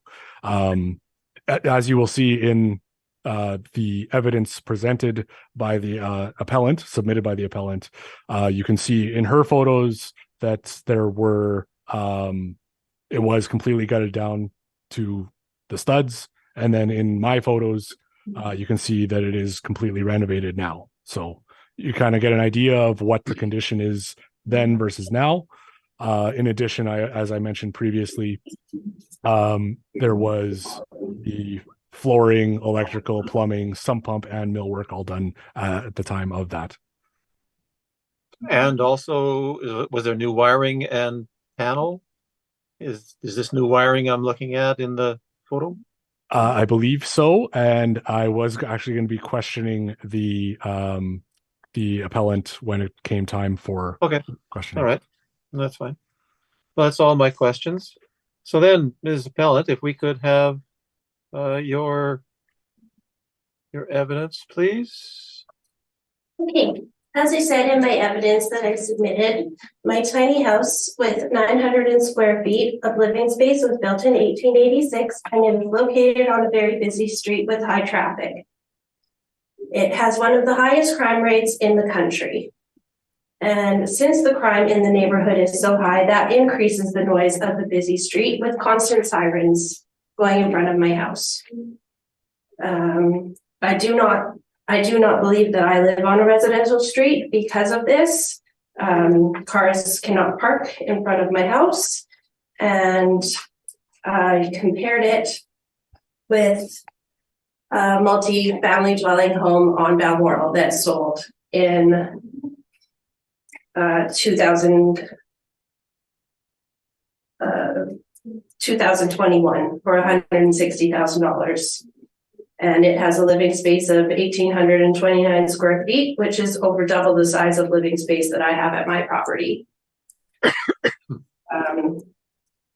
I know that the house down the street was the scene of a murder, and after the murder, they tried to burn the house down to cover up the evidence. So it does make sense that the house was fixed after the fire and then sold. And I still see 3 mailboxes on the front of the house, so I would assume that it is still a rental property. I've compared it to houses that are on other busy streets that I don't consider residential, like the street that I live on. So I would not compare my house to a house on Spence Street or other properties. So I also see that 532 Sargent sold for $170,000 in 2020 with a living area of 2,148 square feet, which is also twice the size of living space that my house has.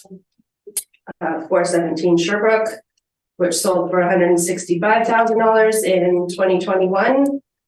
And it has a living space of 1,168 square feet. But I also put in my evidence that I would question this, considering that the number of stories is not correct. And you can see that the Google Maps that I printed out shows that it is at least 2.5, maybe 2 3/4. And also 517 Sherbrooke, which sold in 2019 for $80,000, and it has a living area of 655 square feet, which would be closest in size to my house. And then I also want to mention the crime in the area, and I've tried to attach the crime maps from the Winnipeg police showing that Spence has extreme crime for the neighborhood. Yeah, and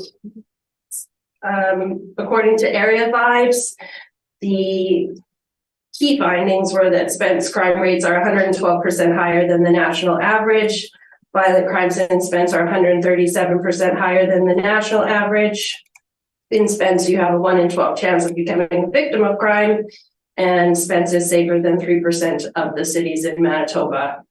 And apparently, Winnipeg crime has decreased by 12%, but I do not feel that would be a stat that would reflect my area that I live in, because we're ranked in the top 10 most dangerous areas to live in the city of Winnipeg. We're number 8, and Central Park is ranked number 2, which is right on the border of my area that I live. So the number of times I have to call 911 is excessive. I do care, and I'm concerned about the people in my neighborhood. A couple were fighting in front of my house, and one pulled out a machete. So at first they were just fighting, and when they pulled out the machete, then I said, okay, now it's time to call 911, and they were able to apprehend the individuals on the next block down, close to 574 Balmoral. People are passed out. One person was on the bumper of my car, and my husband had to go to work. So I was not comfortable trying to wake him up. I had to call 911 for that. Someone was attacked this summer and almost died between the 2 apartment blocks. Sorry to interrupt, Ms. Appleton. You've presented us with quite a lot of information that you're now mentioning verbally in your written material. I'm just thinking that probably by this point we've gotten the drift that there is a high crime rate there, and we probably don't need a lot of specific examples to understand that you're presenting us with evidence that says this is an exceptionally high crime rate area and it has influence on your value. So yes, unless there was something really specific that you thought you had to go on to, we would go then, or suggest that you go on to other types of information that would be beneficial to us. okay, as this is one of my main arguments. So as long as it's very stressed and clear to the committee that crime should be considered in the valuation of my property, especially I think that's come across. Okay, and especially with the police keeping me in my house for 7 hours, which is my next point that I mentioned when they apprehended the person involved with the shooting of the person that died on Yonge Street. So that's good for the crime. And I'll just go on to my statement that Patrick and Antonia Mancini were my great grandparents, and I inherited the house from them. And this house is sentimentally valuable to me, but I do not believe that other people that bought the house would have put the time and work into it that I have done to make it a livable home. In the early 2000s, the city wanted to tear my house down, and they did tear the neighbor's house down beside. And thankfully, my father was able to save the house. In those early 2000s, before I was living in the home, that was when the electrical panel was put in. So that was done at a separate time with a permit that I know you were asking about.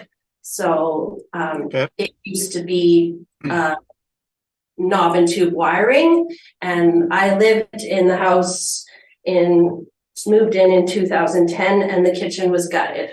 My dad tried to do a lot of the renovations himself, and he cut the kitchen wall, which actually turned out to be a supporting wall. So once I found out that he had done that, then we put up a beam to support the main floor. But when I hired the contractors, that was one of the things that was done for the work for the permit. So because my house needed so much renovation, I feel that the committee should only be looking at the items that required permit work. It's pretty unbelievable to live in a house with no walls, no ceilings, no light switches, no plugs, no floor for 10 years. And I was only doing the work to make it livable to something that somebody would expect to live in. So I was very stuck. As I said in my statement, I wasn't able to get house insurance, and that was the primary reason for the work that I had to get done, was in order to get insurance, which I now have. But I could not get a mortgage from the bank because my house did not have insurance. So fortunately, I got married, and my husband is very good, and we saved up our money, and we were able to hire contractors. And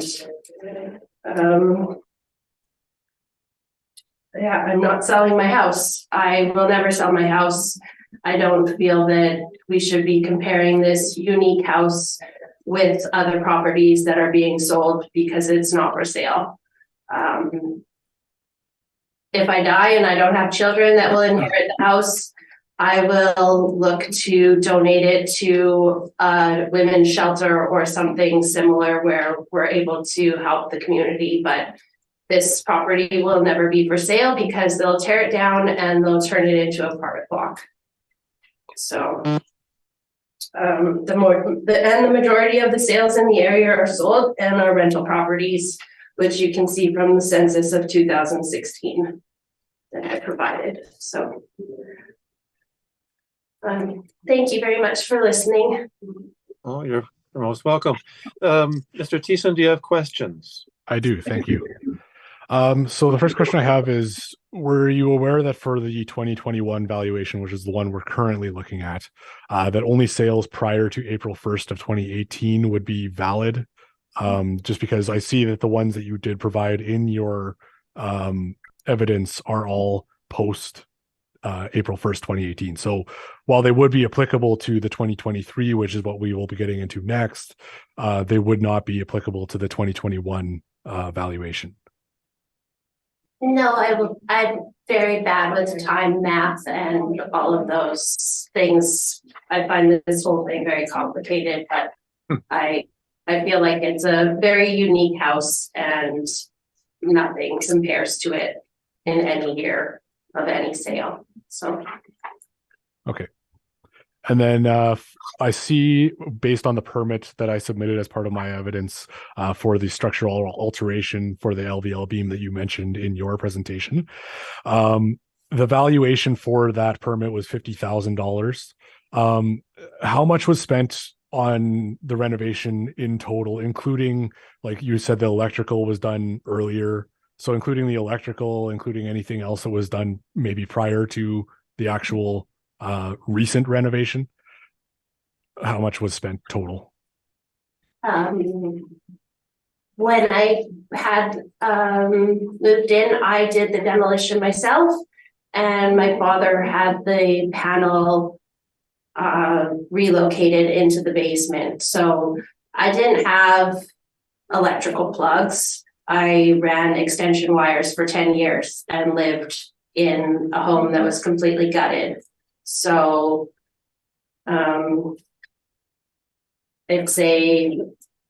what I spent for the contractor in 2020 was what I spent for the renovation, which is about maybe 70,000. So the removal of the knob and tube and the installation of the electrical panel, that was all done by your father, you said? Yes. Okay. And just like the cost of that, obviously you didn't pay your dad, but what about like the materials and everything related to that? Do you know what that would have been roughly? No, I don't. Okay, not a problem. I know he had a permit pulled for that and fought the tax assessment for the property when they were trying to tear the house down.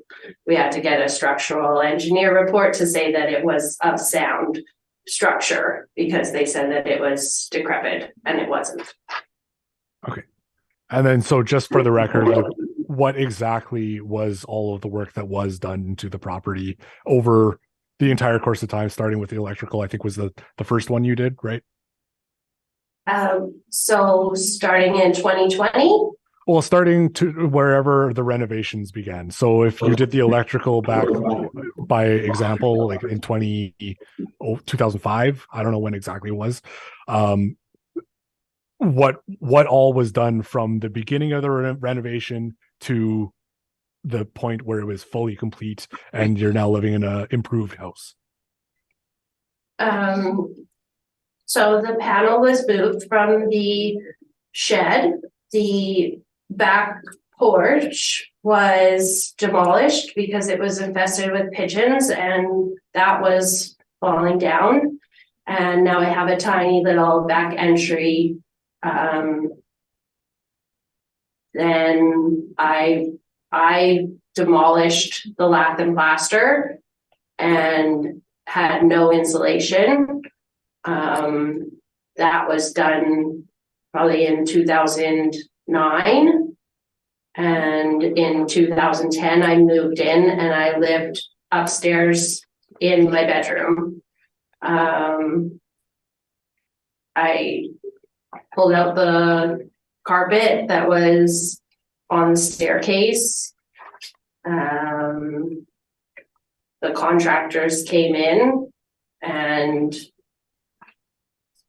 did 2x2 framing for the walls, spray foam insulation so that I wouldn't lose more square footage of the house, because in order to get the R factor that I needed, I would have lost a foot of living space having it 2x6 framed. So by doing the spray foam, we were able to save space and still get the rated R factor.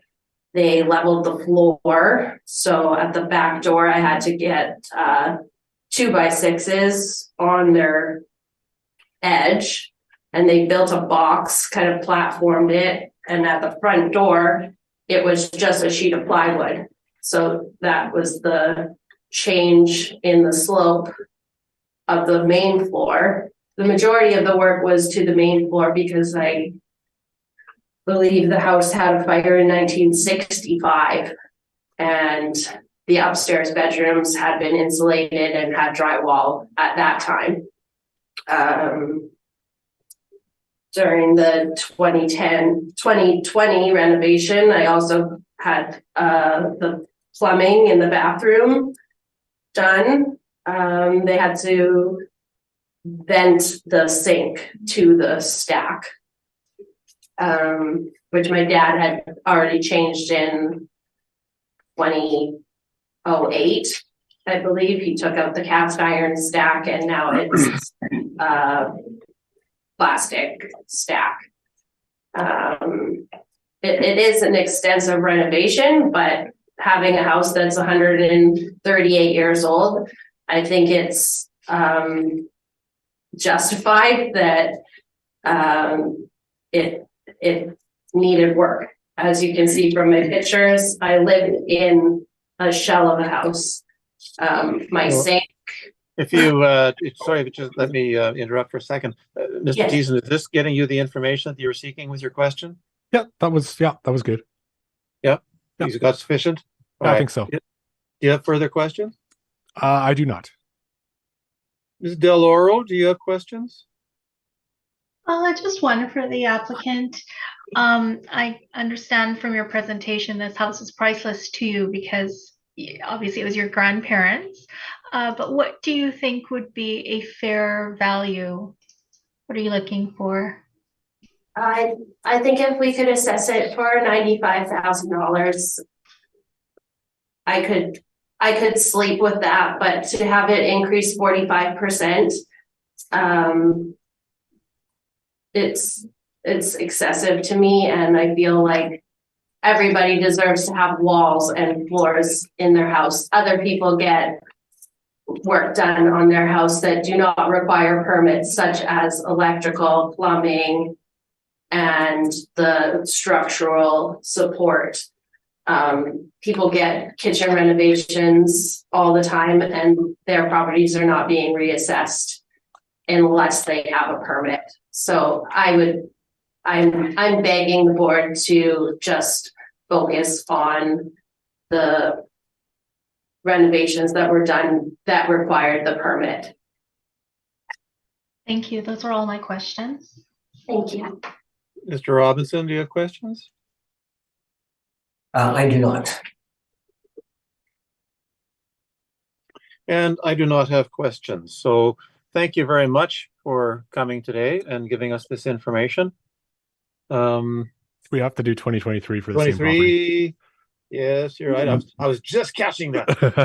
Honest. Just wanted to make sure. Yeah. Oh, yeah. Well, once bitten, twice shy. Okay, so just to give us a minute to bring up the information.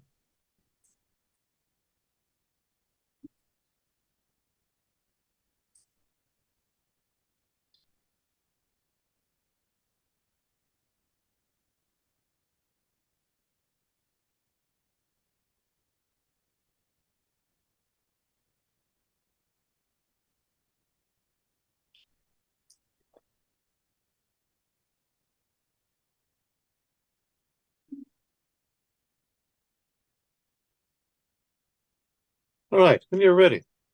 Okay, the subject is the same. This time it is dealing with the 2023 assessment, so the market value at April 1st of 2021.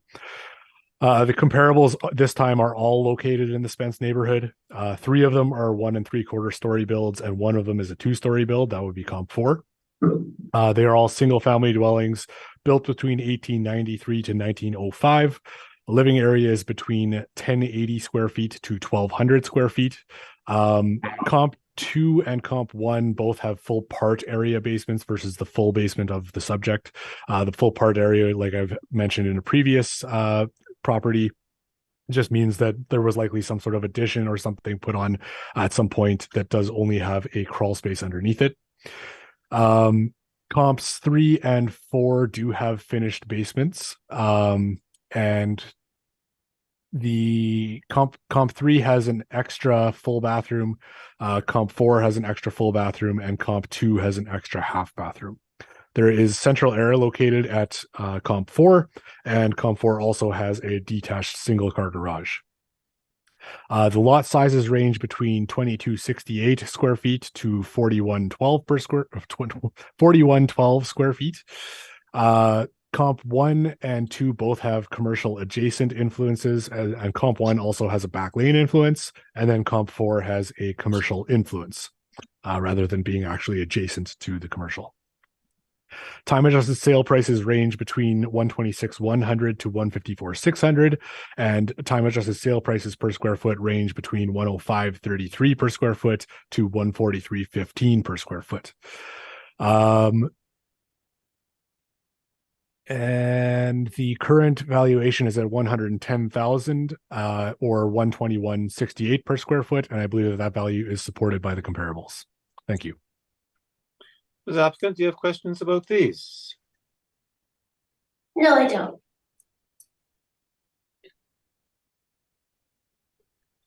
Ms. Del Oro? I don't have anything at this time, thanks. Mr. Robinson? I have no questions. Okay, for my part, Comp 4, now just remind me, this one, what's the sale date? Sale date. February 19th of 2020. Okay, all right. So this one is the comp that is closest in living area size to the subject. And the lot size is somewhat smaller, significantly smaller, I would say. The adjusted sale price per square foot is 143, so it's the highest of the comps. Just tell me what attributes to that. So it did have renovations. It looks like probably in the 90s. It had a 90s kitchen looking like, and a 90s bathroom what looked like. So I think that is really what is contributing to that, as well as being finished basement versus unfinished basement, and having the extra full bathroom, air conditioner, detached garage. All of these things are probably increasing that price per square foot, on top of it being the smallest of the three comparables. So like I was saying in the previous property, as the size of the living area decreases, typically the time adjusted sale price per square foot is going to increase, all other things being somewhat equal. Does that make this, all the things that you just mentioned, does that make this the least comparable of the four? No, not really, because it, like has been gone over already. This property has seen significant renovations on the interior. It's basically like a brand new living space on the inside. The outside maybe not as much, but the inside has seen those significant upgrades. And it being fairly similar in size, but then just lacking the garage, air conditioner, finished basement, and the extra full bath. It's still probably fairly similar. It's just that you have to consider the fact that there are these differences. And then on top of that, the heavy traffic of being on Balmoral. Right. So comp number 3 has the closest assessment per square foot. Smaller lot, a little bit bigger living area. Finished basement. Just looking for how best to make comparisons between the subject and this one. So it's kind of similar. Like looking at some of these comps, I believe that the value maybe could even be a little bit higher, but I believe that it is better supported just as it is. Given that, there haven't been any of the exterior renovations. It is upgraded, but it's not like we're looking at something like in Bridgewater or something like brand new. It is a renovation to be very nice to normal today's standards, and livable and enjoyable, essentially. Then the heavy traffic influence. Yeah. Does the model provide a deduction that is the same percentage relative to the value in all cases? Is it a standard percentage drop? I actually can't answer that. I don't know for sure.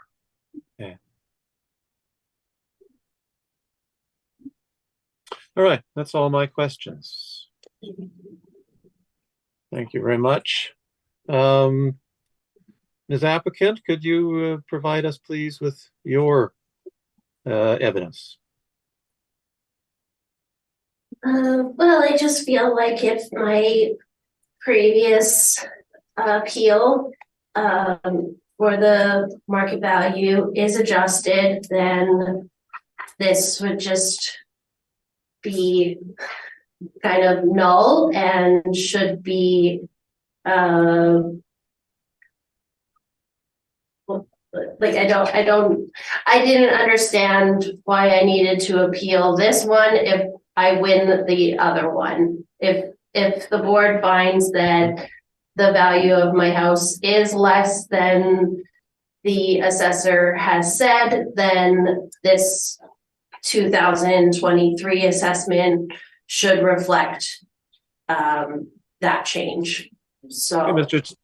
Thiessen, could you provide, please, a brief explanation of why there is that difference in influence of the reference date? Yes. So each reassessment cycle is going to be based on a new reference date using completely new sales to arrive at that valuation as of that new reference date. So in the case of the 2021 assessment, which is under appeal here, we're looking at what the market value would have been on April 1st of 2018 using sales that occurred prior to that date. Whereas with the 2023 that we're discussing now, that's looking at sales that occurred prior to April 1st of 2021 and using the valuation on that date. Does that help, Ms. Applicant? I still feel like the applicants before me that were trying to set a market value in a time when the markets were extremely high. And considering that my house is not for sale, this was absolutely necessary. I just ask for that to be considered above all other things. And yes, I have, like I say, yes, I have plugs and switches and lights in my house, but that's nothing abnormal. If anything, I was living in abnormal circumstances, and maybe I should have in the past appealed my assessment so that it was lowered to just the land value. I didn't do that. And I also feel like the renovations that I did get done could have been awarded through grant monies that historical houses are often awarded, which I did not do. I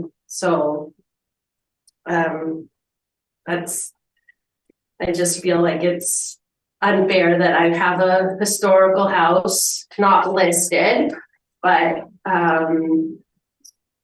I feel like I'm being penalized to make it a livable house. And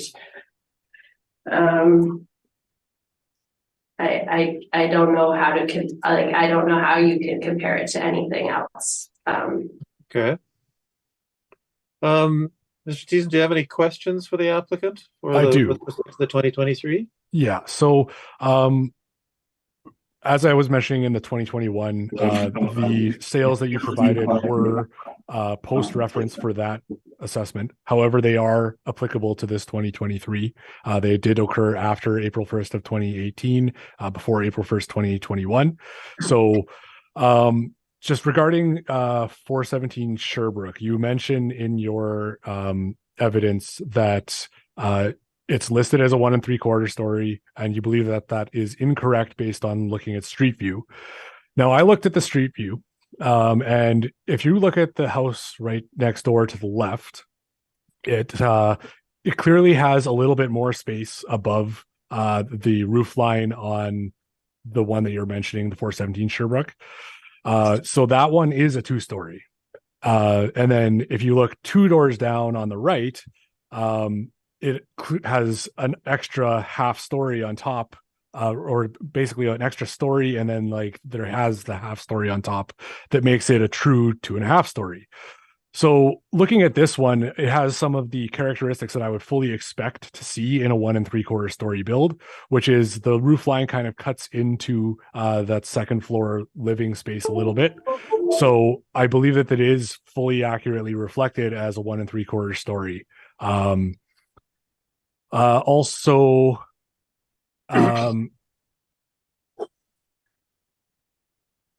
I actually believe that property is actually a fairly reasonable comp, given that it is a fairly extensive renovation, but it was done in 2002, so it's not as recent as your own. And it doesn't look like it was fully gutted to the studs, as was done with your own property.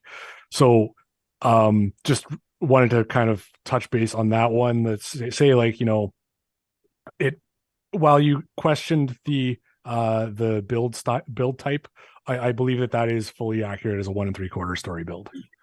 Now, related to some of the other comps you provided, two of them, comp 1 and 2, they look like they are also multifamily conversions, multifamily residences. Were you aware of that when you looked at the comps?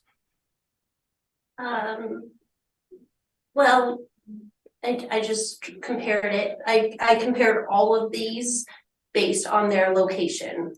Like they say in real estate, location, location, location. So it has to be compared to a house on a very high traffic, hard to park, high crime area. That is what I compare it to above all else. So that's why I went with properties further down the street. And yeah, maybe this one sold for 198, the 417 Sherbrooke. But this is a rental. They're all rentals. So I know we're not allowed to talk about policies, but I feel that owners that live in the downtown core should be given tax incentives to live in the neighborhood, and rental properties should be taxed at a different rate because they're income properties. Okay. And then I just have the one other with the 517 Sherbrooke Street. Looks like that one is a 1.5 story build. So do you feel that would really be truly similar to your own 2-story build?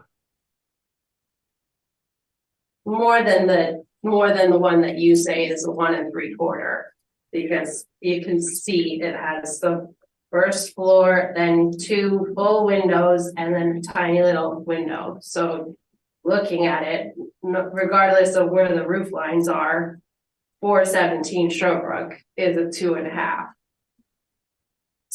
I did go over the reasoning why I believe that isn't the case, but if that's what you believe, then I will leave it at that. Yeah, we just disagree. And I could even argue that my house is a 1-story house. Mansard roofs are, the roof is where my cedar shingles start in my house. So I have bedrooms in my attic space. Mansard roofs were designed so that you could increase the livable space of the attic. I don't have full 2-story straight walls that go right up to the ceiling.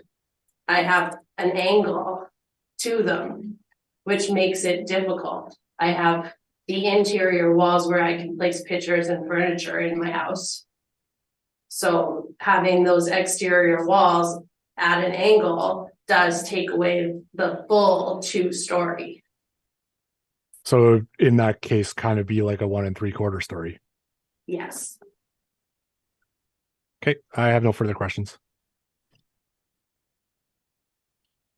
Deloro, do you have questions? Yes, just to clarify, so having looked at your evidence that you've provided here, you were saying that a lot of the renovations were just to bring up the standard of the house from essentially what looks like a shell to something that's livable. Can you just speak to the quality of the finishings as well? Are they extremely high high end? Are they designer? Are they They average? are not, they are not high end. My kitchen is from IKEA. I went with an apron sink because I was actually heartbroken that my dad gutted the kitchen and got rid of the original huge cast iron sink that was there. It broke my heart, and it had the washboard beside it. Like, if you were to go to this old home, that's the character of the house that's now gone, and that would be at least $500 to get that sink style, if you could find it. So it's livable. It's not like it's not going to be my forever home.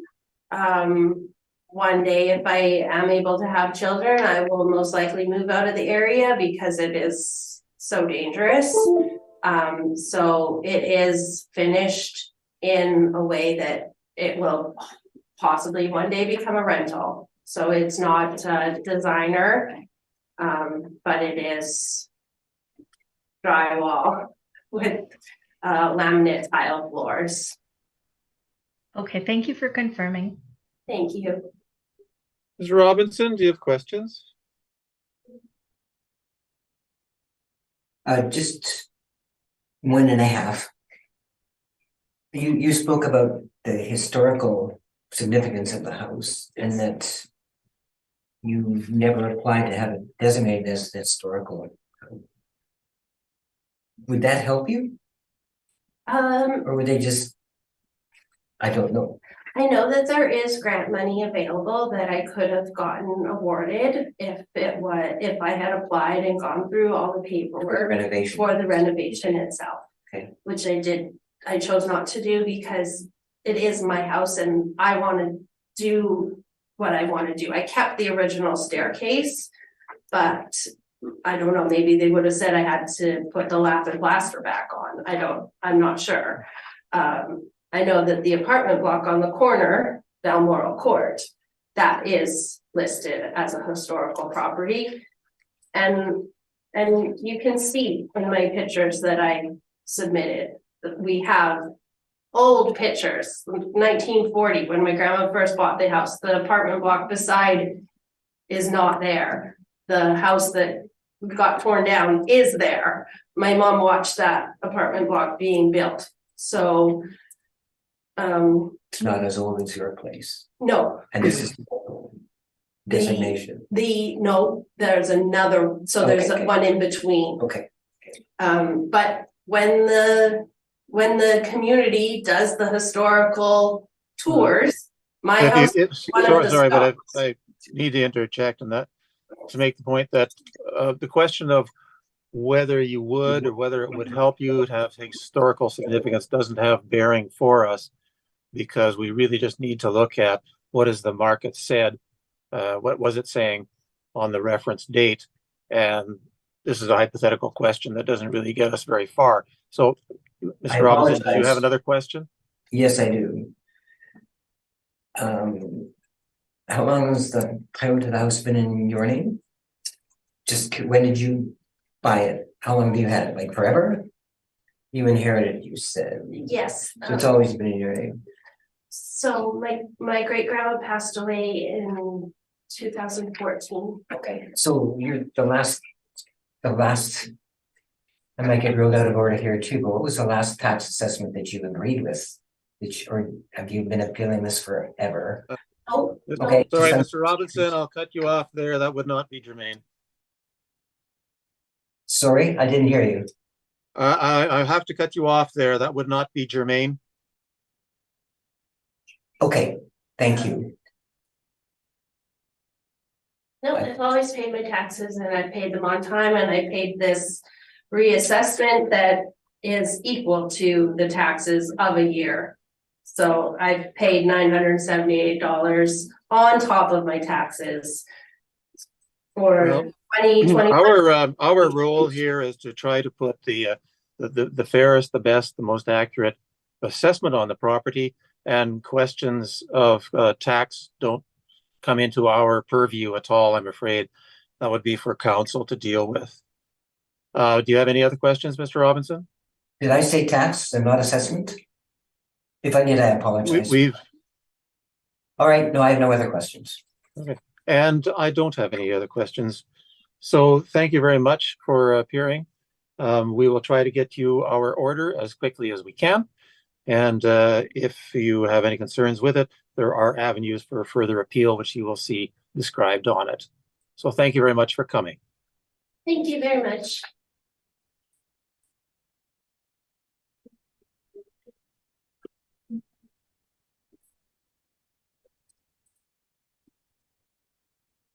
Do we have an applicant for our last one?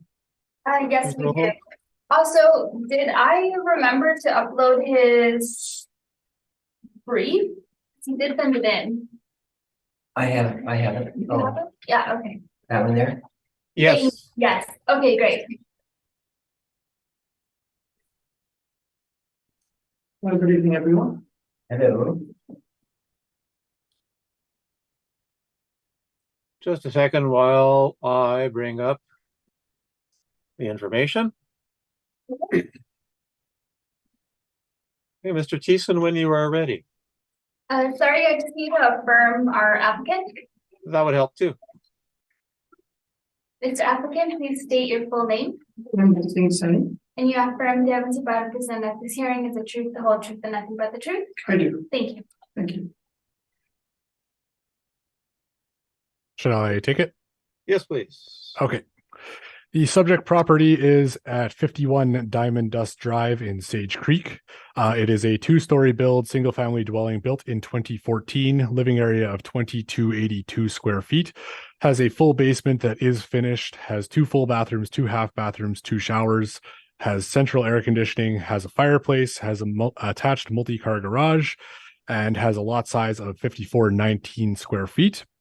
The comparables are all located in the Sage Creek neighborhood. They're all two-story builds, single-family dwellings built between 2010 and 2016. Living areas between 2196 square feet to 2329 square feet. They all have full basements that are finished, and the bathroom counts are just slightly different, with Comp 2 having 1 less equivalent of a full bathroom, Comp 3 having 1 less shower, and Comp 4 having 1 less shower. Comp 3 also does not have central air conditioning. All the other comps do. And comps 3 and 4 have an extra fireplace over top the one that the subject has. They do all have attached multi-car garages, and the lot sizes range between 5448 square feet to 6436 square feet. There is a school influence on Comp 2 and a external corner influence on Comp 3.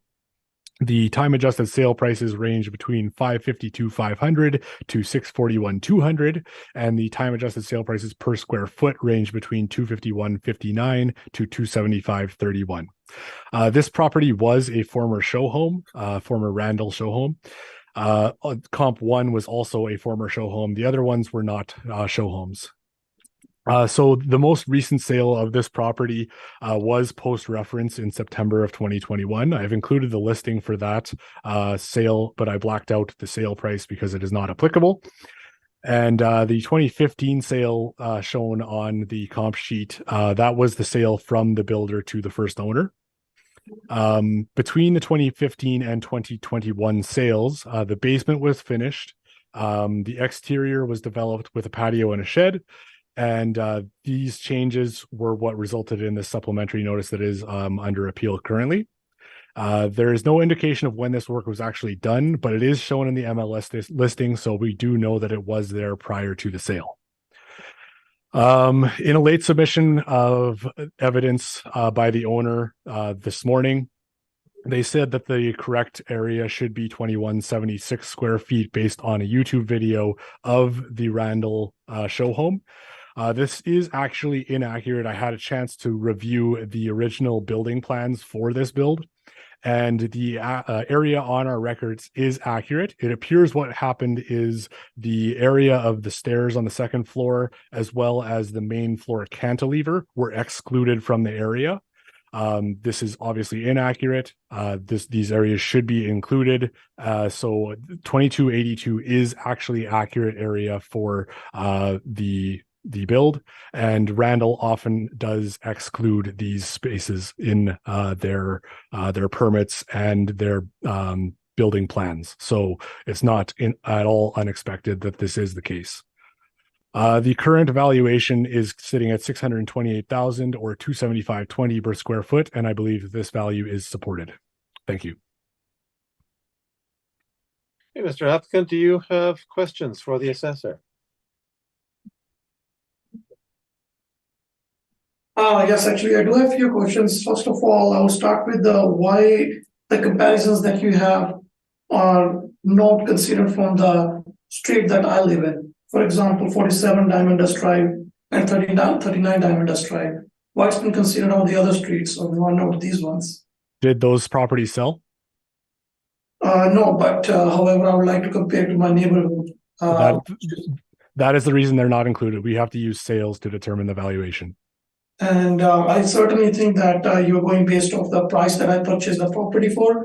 I would like to remind the board members that September 2021, that's when the house prices were at peak, and we bought the property at a very high price.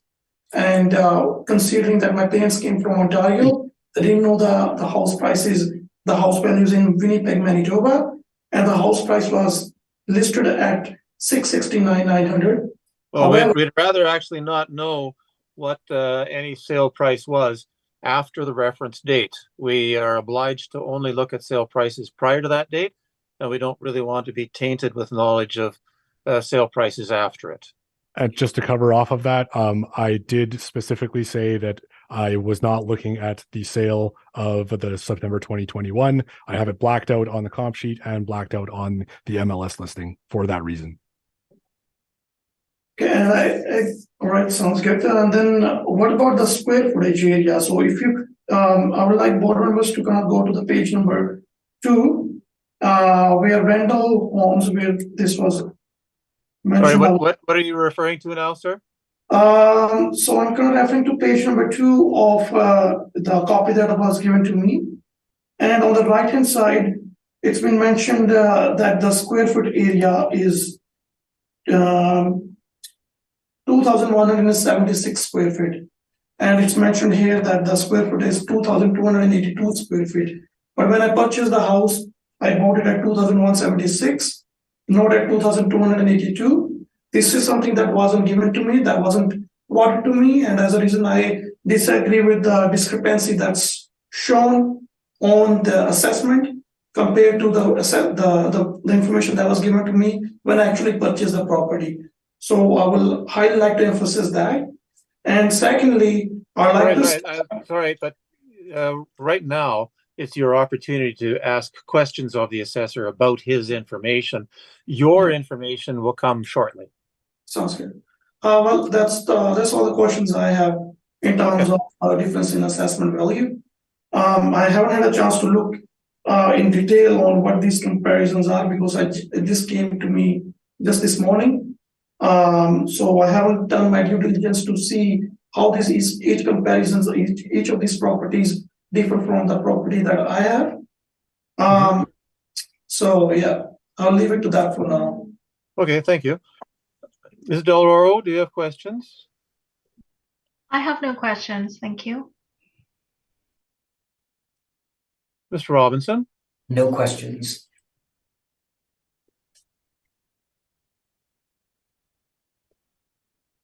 Just a little bit curious. The comp number 3, you say that one it's an exterior property that there's an external corner. It's also the largest one. Is that because the depth is greater than others?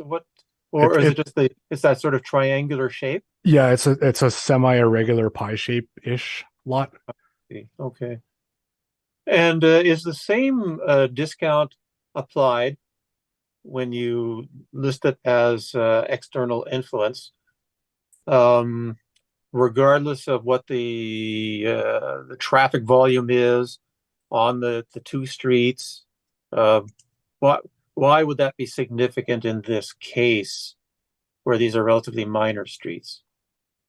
I wouldn't say necessarily that it's going to be incredibly influential on the prices. Like even if you look at the time adjusted sale price here, 610, 700, and it has one less shower, doesn't have a central air, and has the one extra fireplace. It also wasn't a show home, so. Okay. The fact that it was a show home does what to the value? Well, typically builders would put in all the bells and whistles, make it as appealing as possible, use the highest quality to present their show homes, so that, you know, people coming to see it, they can see exactly what they want, what they can do, the highest level of what they can do. That would be typically what you would see in a show home. All right. Mr. Applicant, could we have your information, please? Yes, I do have information, but on your point, sir, Tyson, actually, I would like to state that yes, they have put all the infrastructures and all the information that they want to put into the house. However, I would like to state that there are a few things that are that's not been considered here. For example, the countertops in the washroom, they are not like made of like marble. They are like more like a wooden material. So, you know, these are the things that that's not been considered at this point. I think we are going on an assumption that that whoever we purchase the house from, they have given all their best so that people will come and see the house. However, it's not the case because there are a few things that are not up to the mark as it should be. And secondly, now going back to the difference in assessment value, that's the first thing I would like to bring. So there are two properties that has a basement finish, and their assessment value is 542,000. Furthermore, there was spotlights outside. Well, I'll have to. I'm sorry, but I'll have to stop you there because we also don't look at any assessments. We're here essentially testing the validity of the assessor's assessment on your property by going back to looking at what the sale prices actually were of similar properties. You're saying that he's wrong on this one. Well, those other assessments could also be wrong. That's essentially what the courts have said. So we can only look at sales. We must not look at assessments in order to judge the validity of yours. Yes, sir. However, the thing is, the significant increase in the property assessment value initially when I purchased the house to present value, which is 628,000. There's a significant increase. And honestly, when I first saw this assessment, I was really in shock that why there's a sudden increase from when I purchased a property and to the present value, 628,000. And that's the reason I'm bringing all these concerns up front, that why there has been a significant increase. Cost of living is going high, everything is going high. You know, we're paying our taxes and everything, and the assessment value has really increased. That's increase of 100,000 from initial value, and I am not quite certain on why there is 100,000 increase from the initial assessed value of the house. Yes, sir, have you brought us any sale prices of properties that you think are similar to yours that would validate your contention that the assessor's value is too high? Well, I was only looking at the properties in my street, and I was comparing the value based on that. And I wasn't comparing the prices based on which property got sold and all that stuff.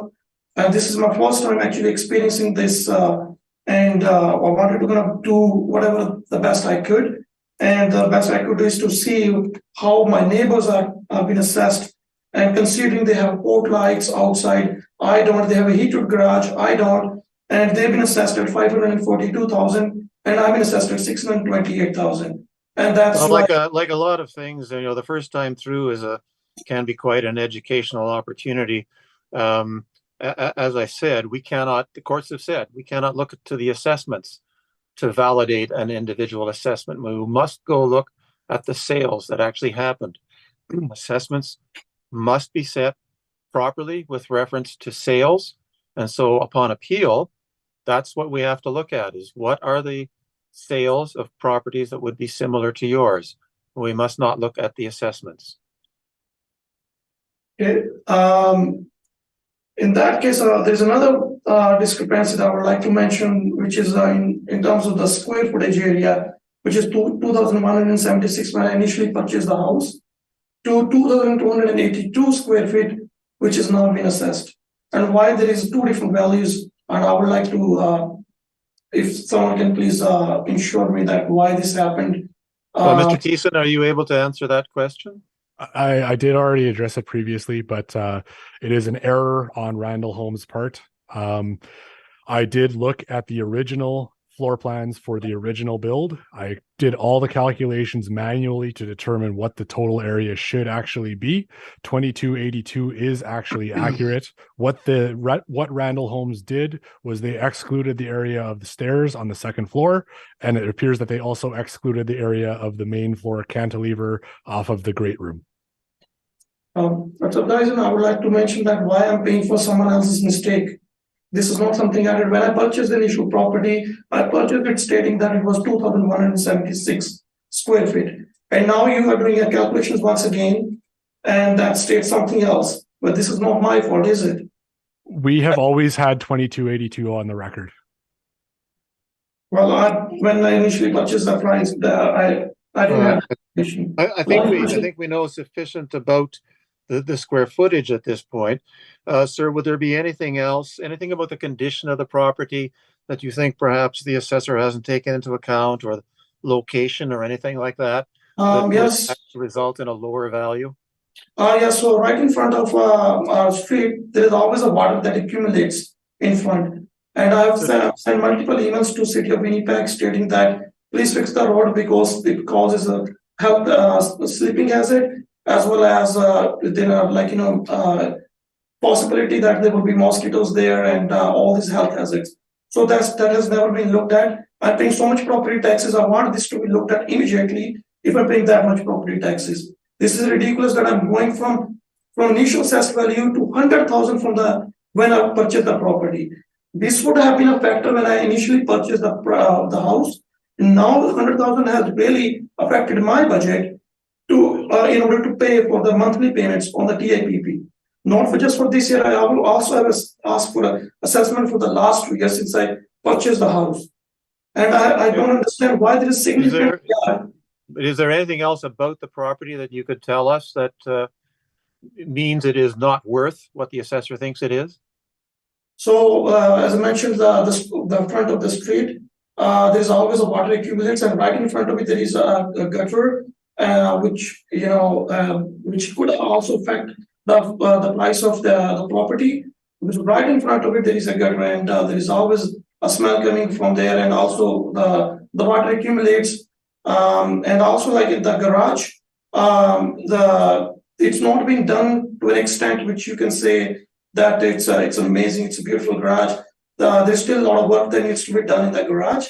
And other than that, I know so guys, you've been judging based on that it's a show home property should be assessed that way. However, I'd like to state that there are a few things that are not up to the mark that it should be, such as not having the marble countertops in the washroom, and having these wooden countertops, which does result in sometimes you have to always clean it and make sure there's no water on top of it because it gets bad after some time. So yeah, I would like to please look at this particular assessed value little more carefully, not in terms of how much I purchased the house or how much this house was listed for, but I humbly appeal for all the assessors here to please take a look at it in terms of how my neighbors are being assessed. I don't have port lights. I don't have any fancy things in my house. Yes, it was a show home, but I would like the assessors to please don't think of it as like, yeah, they have done the best to ensure they attract the customers to buy the house. So that's all I have to say. Okay, thank you very much. Mr. Thiessen, do you have questions about this information? I have none. Thank you.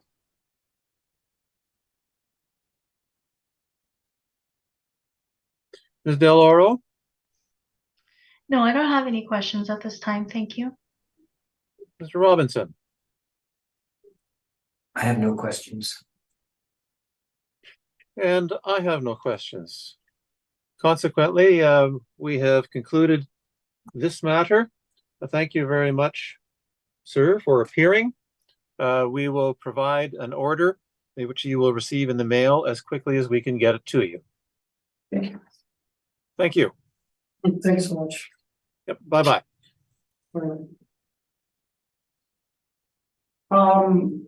One quick question, actually. I also appealed for year 2021 and 2022, but I haven't received any information on that yet. Well, the only thing on our agenda here is just, let's wait until Ms. Rojo comes back. We just had 2023 here. At the same time, No, it was a different thing. she might be my. Okay. She works for the city. We are at the board. She works for the city, so she can probably help. So it's good.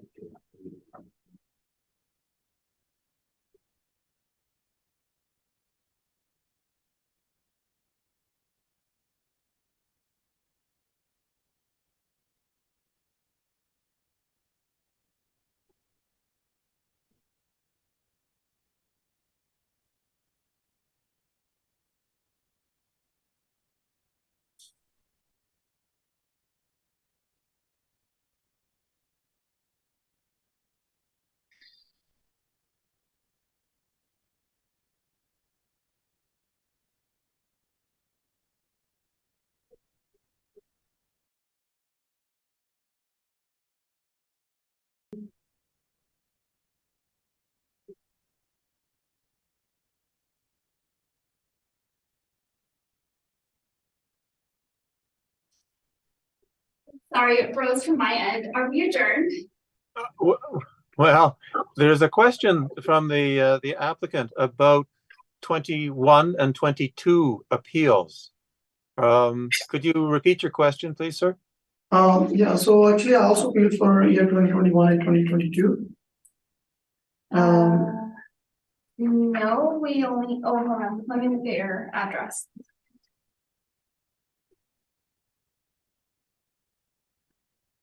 We still, 51 Diamond Dust. we still on TV? Yes, we're still live. Okay.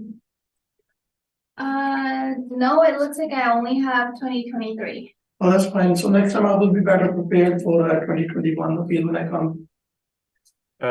Well, your next opportunity would be for the 2024 year. So but I applied for 2021 and 2022 as well. I'm gonna search right now, but I don't see that we have an application for you. Okay.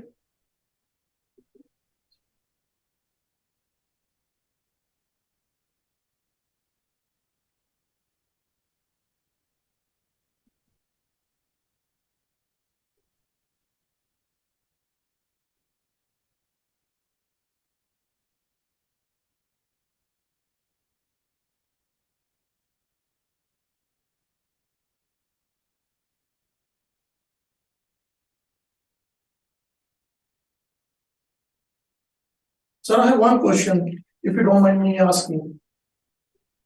Well, just a second. Let's just Major.